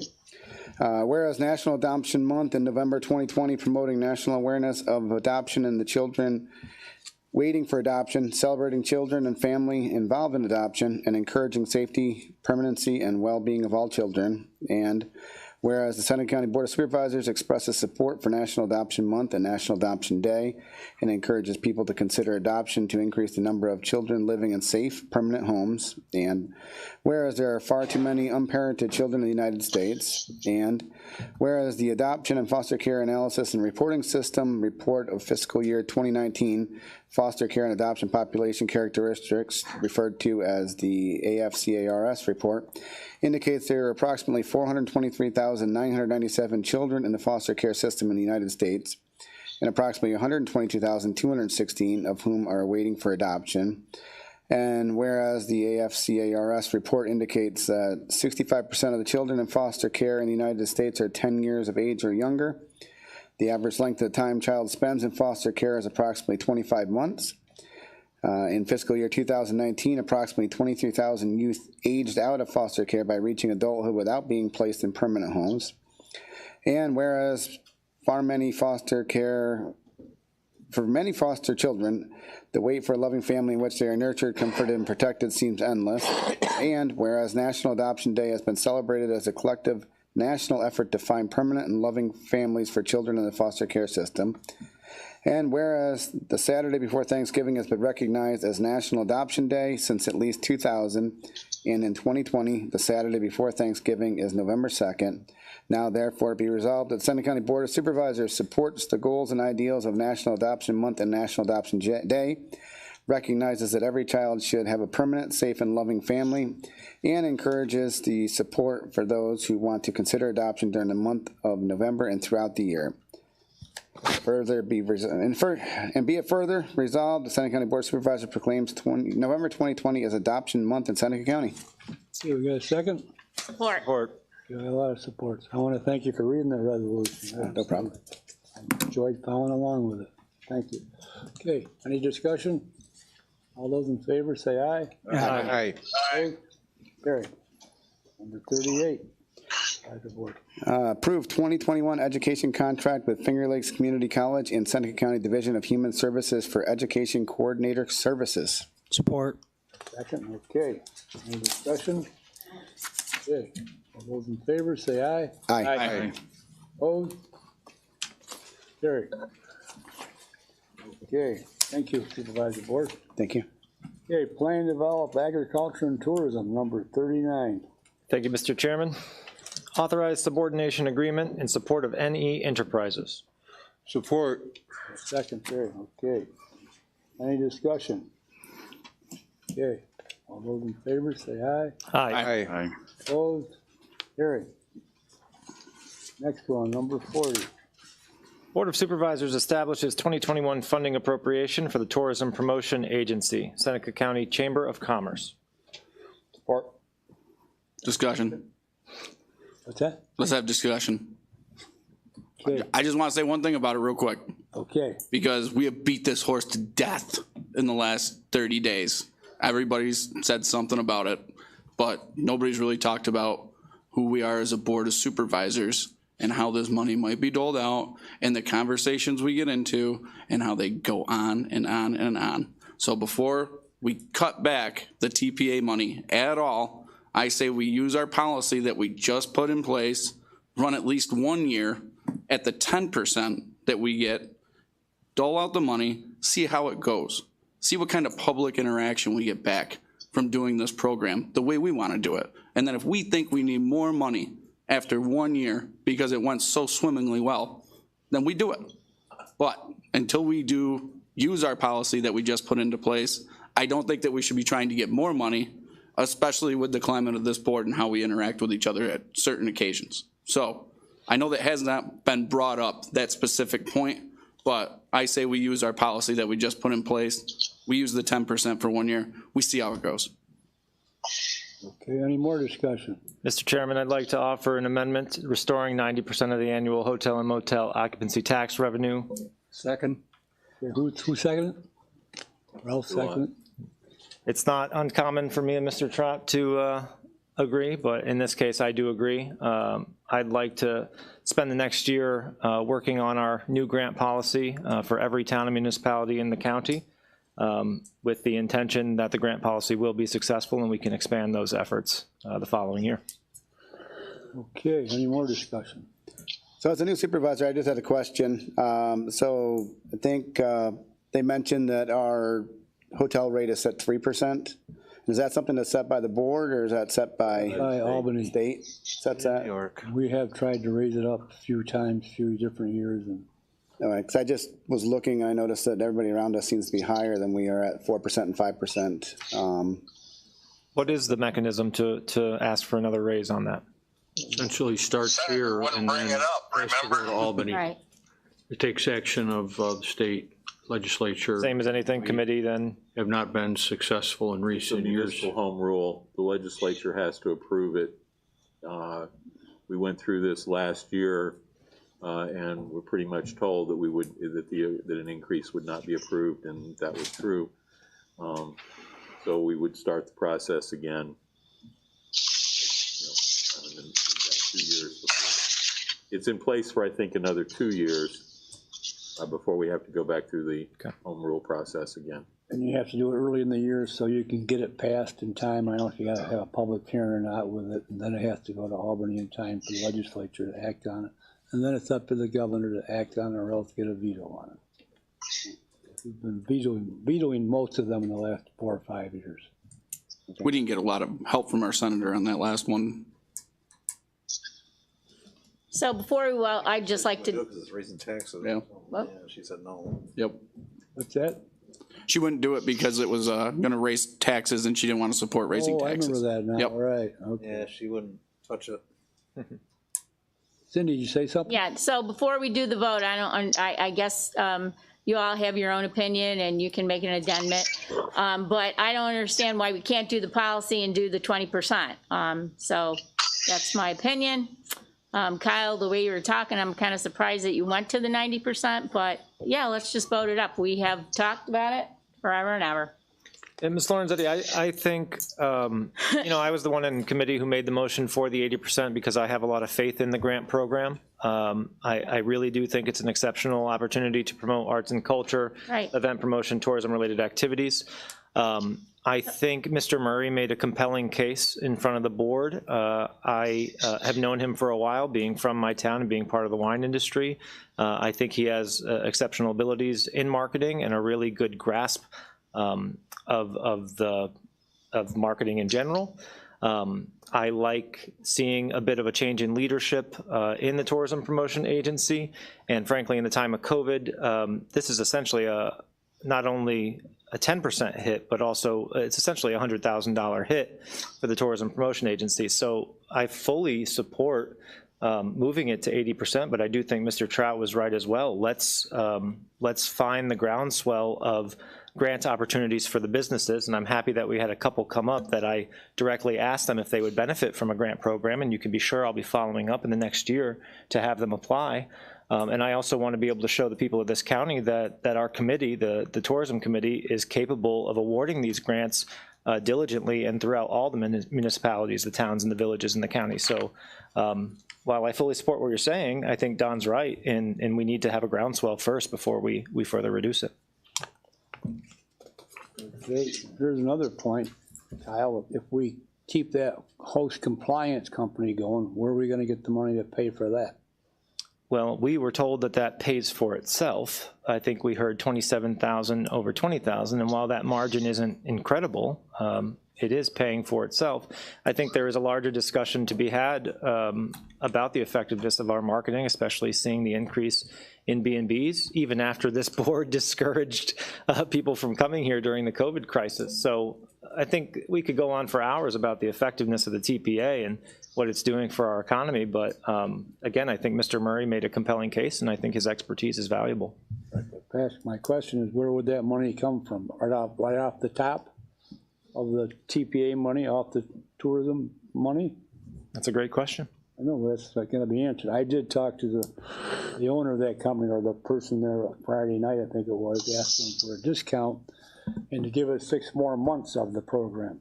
He's got me as far as saying he's got a proposal, but he doesn't have the dollar amount yet. Sure. Which I don't think we should be paying 50% for 6 months. I'm thinking more like, we'll give you 5,000 and then we'll learn how to run this software program. It's quite a program, so, which we haven't learned how to use yet. Tell them to speak into the microphone. Speak into the microphone. So I'm in the microphone. I'm about a foot away, 6 inches away from yeah, it. but it's tough to hear you. So the motion on the floor is for a 90-10 split, correct? Correct. Okay. Just Okay. But there's nothing about that, about the agency, though, to find the vacation rentals in this. No, that's side Yeah. discussion. All right, yeah, because you brought it up, and I'm like, that's not in here. But that is a good point. So if it doesn't come out of TPA, then we may not do it as a board. Don't we have to make that decision? What's that? Do we not have to make that decision? I thought they had to know by November. Oh, well. We got an extension from them, You did? yes. Written?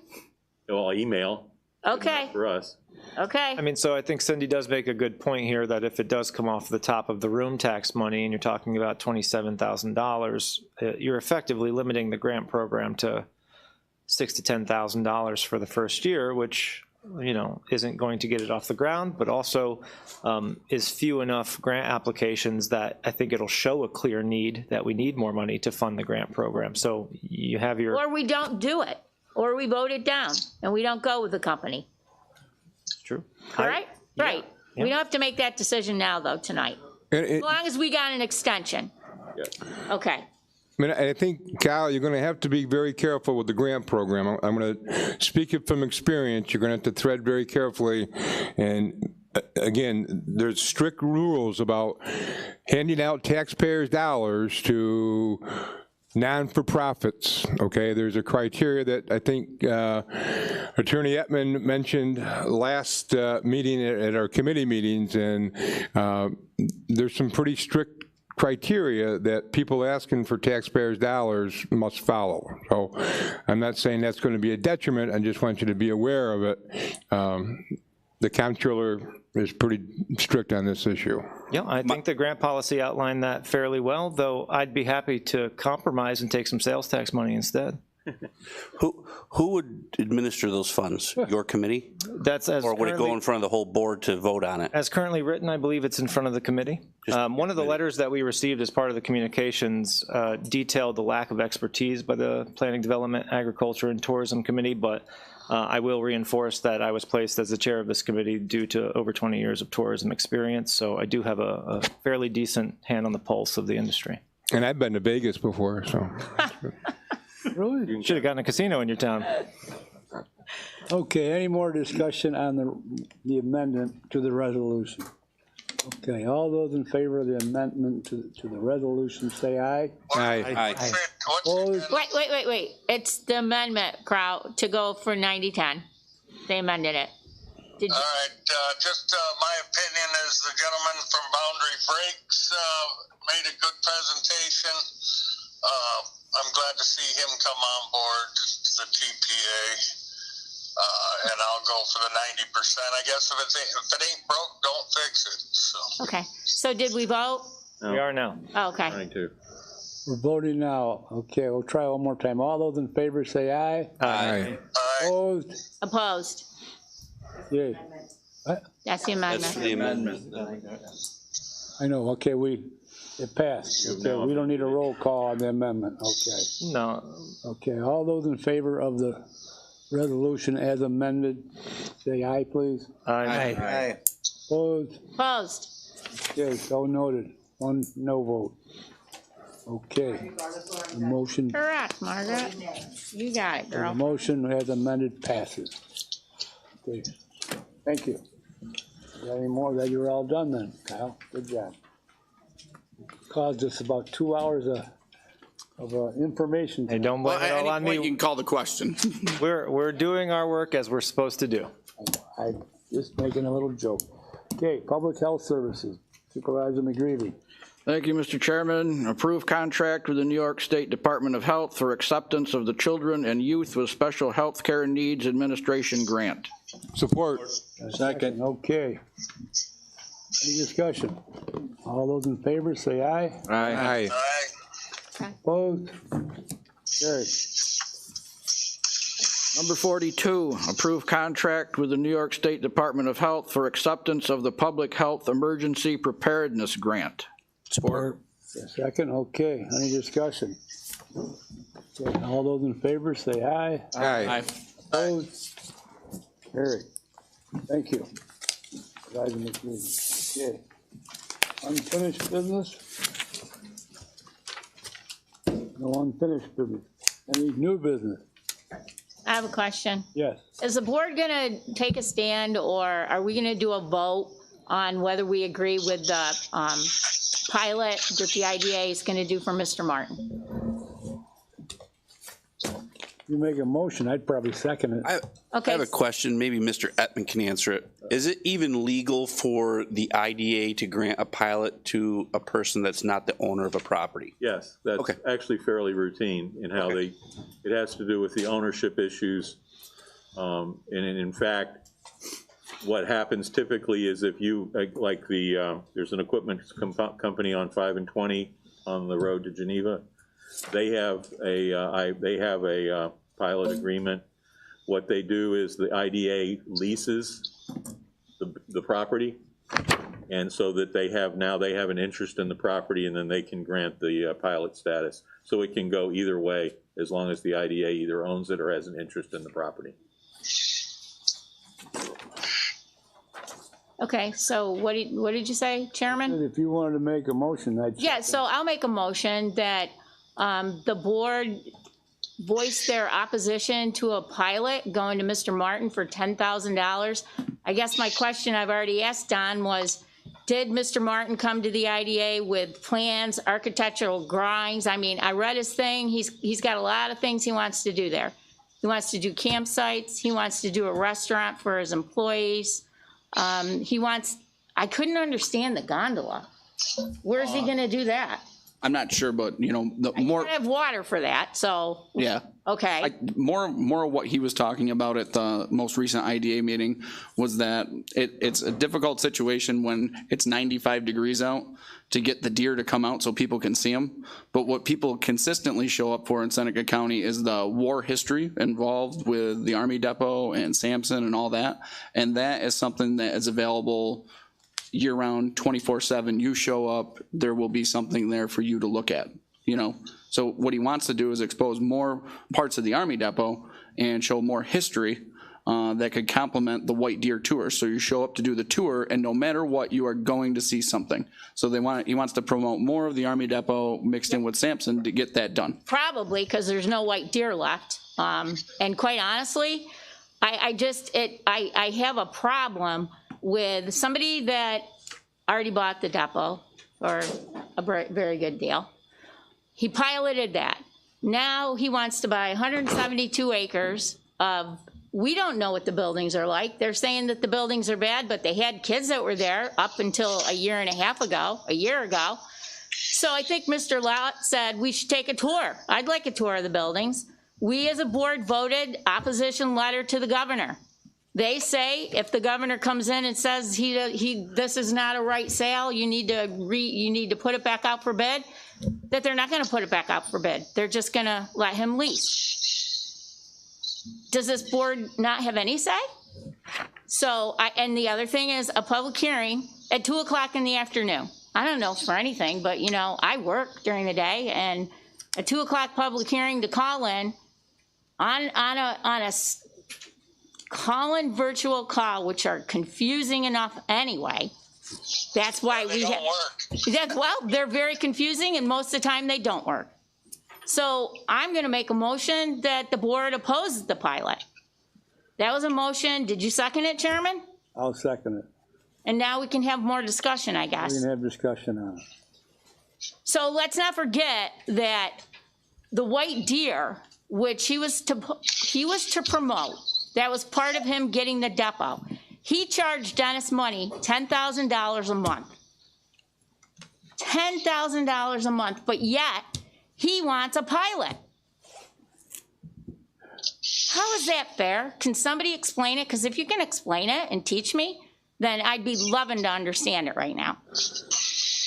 Well, there is a condition report. Yes, Mr. Ferrara. Cindy, I agree 100% what you're saying, but I don't know the answer. Attorney Ettman, do we have any control over the IDA individual decisions as a board of supervisors? Not directly. Not directly. The only possibility, which is not very common and generally not successful, would be an Article 78 action that they abused their discretion in granting it. Okay, thank you. Well, it seems like they've done that to the town of Eric. Correct? Did they? I thought they were in litigation with you. That's Article 78. Well, it's a different part of the Article 78. When you have it, when you're attempting to, when you go to the assessor and attempt to have the assessment reduced and you're not successful, the next step in the process is an Article 78. I mean, it's an Article 78 is just the nature of the civil practice rules. Under that provision, that's the authority to sue a municipal entity. But it's the same thing. The IDA is a public authority, and they are subject to being sued under Article 78 of the CPLR.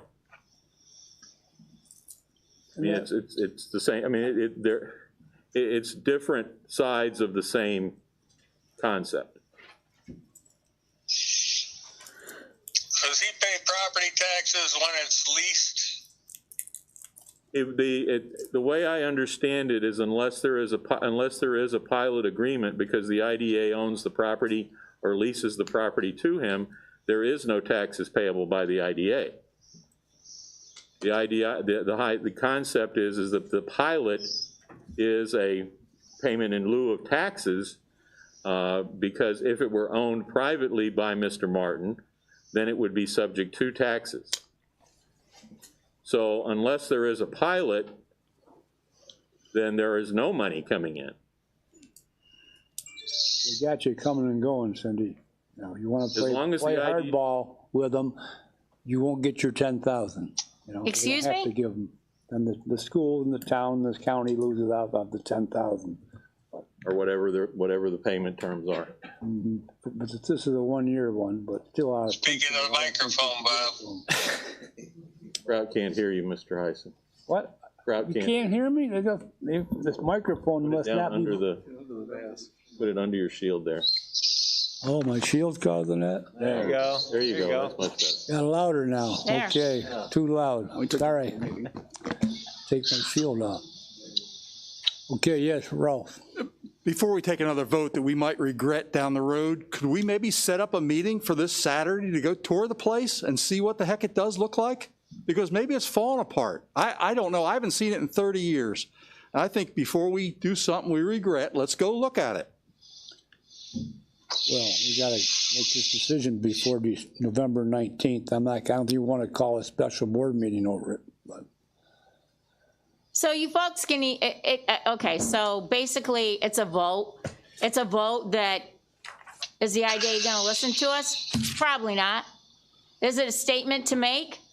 Yeah, I think it's a big statement to make. And there are other things that you could do. There are other things that you could do to the IDA. The IDA sits at the pleasure of this board. I don't know why I have to be the one saying this. They sit at the pleasure of the board, because nobody probably wants to say it, I guess.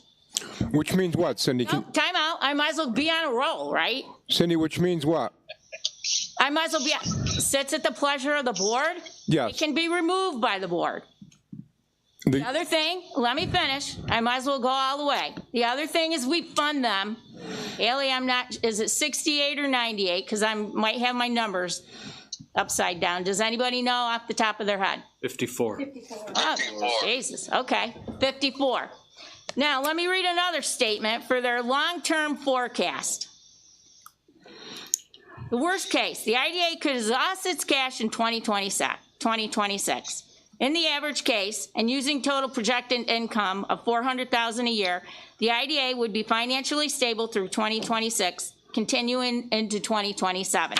Ms. Davis noted 2 primary streams of revenue are agency fees, annual funds received from the county. Other types of potential revenue would come from the sale of the land the IDA-owned Deer Run Industrial Park. This forward-looking view is reviewed twice a year. It doesn't have a very good financial outlook here. So, I don't know. I made the motion, let's just vote. I know people. Question on that though. When I was on the IDA board and when you were on the IDA Yeah. board, that's their standard practice. They make it so they don't have money after 3 or 4 years. Every year Bob was there, that's the way it was laid out. So we're gonna be broke in 5 years. Yeah. We need our money this now. That's just the way they do business. I don't know whether other counties do it the same way, but that's the way this county does it. I kind of guess then if that's the case, I would have maybe rebid the sale of that, of Hillside. Okay, that's just common sense to me. And again, unless I'm not seeing a big clear picture, it just doesn't make any sense. Now, the other thing that I remember when I was on the IDA board, and I guess I thought of this at the last minute and I probably should have looked into more, but did he do everything that he said he was gonna do when he got the sale of the depot? Because I think that there was a building that was torn down but was gonna be put back up, and I think he was gonna, something with the runway. We wanted the runway, but we couldn't keep the runway. But now the building is not going up on the runway, so can we get the runway back? And the fire training center, that whole area, I mean, Sheriff, can you speak to that runway? Are you guys using it? Are you able to use it? We do use it. We use it every year. He gives us permission to use it. We would do the EVOC training, driver's training on that course. He also rents that. I don't know how many times a year to these little race cars that race around in time. Yeah. On there.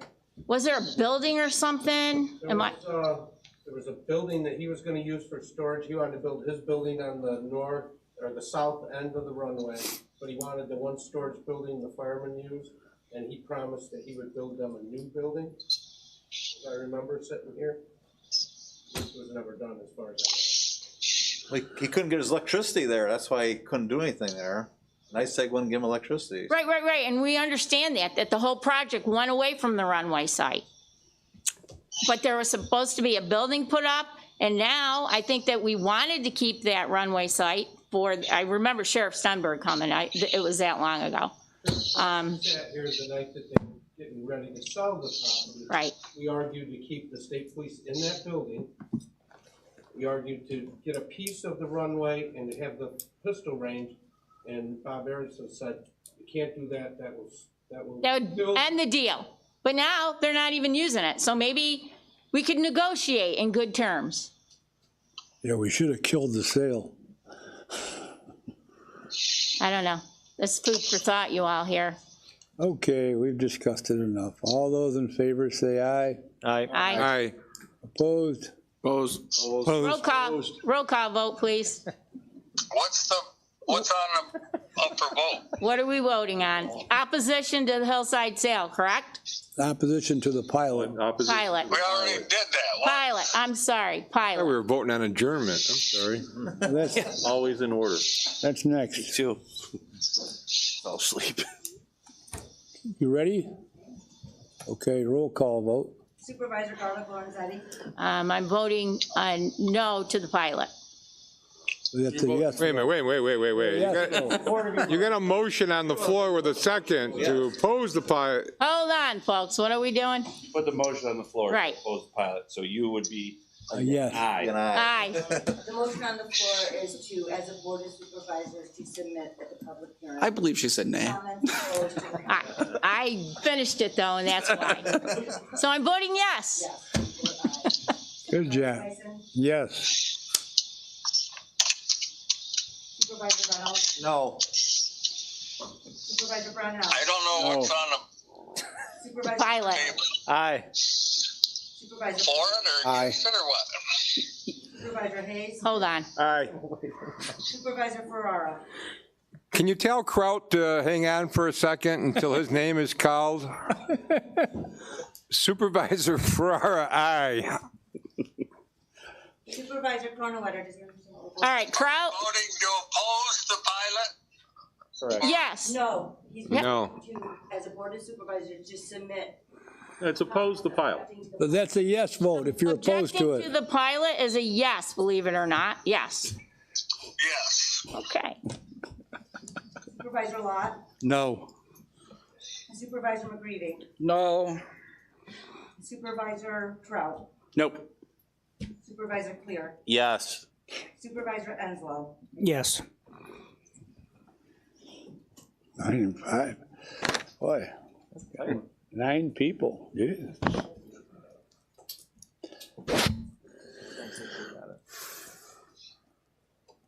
Stupid way to vote. Where's the proposal? Can we? I like your idea. It's a tour to see what it's like. I don't know why, if it's that bad. We can still do that. Yeah. Can we read it? Yes, please. 520 ayes, 230 nays, 520. 520 and what? 230 nays. Okay. Very good, thank you. The resolution passes. Right, so the county attorney will send that on to the IDA? Yeah. Okay. They're part of the public hearing by November 19th Yeah, at 2 o'clock. correct. The other thing I needed to ask the county attorney is going back and looking on what was ever supposed to be done at the time of the depot sale with whatever building. Can you look into that, county attorney? And if there was something that said it was gonna be done and it wasn't done? I made a note when you said that the first time, Supervisor Garlic Lorenzetti, so the answer to yes, I will try and dig out what I can from the records that we can find. Thank you very much. Is there any way that we can, like Supervisor Lott asked, if we could set up a tour to whoever wants to be there to look at the state of the buildings and the condition of the site? Get the condition report. I can send, we have the condition. Start there. report Yeah, well. with photos. It's about 150 pages with photos of all of the buildings, and that was provided. But the question wasn't answered. We can do a tour. The IDA would have to agree to take us out and do a tour. Right. Yeah. So I think Chairman should ask Miss Davis if she could line up a tour, give us a couple dates, and then we drive out there and she could show us around. That would be very nice. Very Mitch, good. would you like to organize that for us? Sure. Okay. That's called delegating. Just one more job, just one more job for you. Right on over. We're almost done, Kraut. Mitch, you're supposed to say sure? now, Chris, can you do that for me? Chris can pass it off to. Okay, any other new business? Okay, Mike, would you like to do something? I'd like to make a motion that we adjourn. Second. Yeah, second. All those in Kraut. favor, say aye. Aye. Opposed? We are Yeah, adjourned. aye. Thank you all. Have a nice Veterans Day tomorrow. Reminder, the county office building is closed tomorrow in observance of Veterans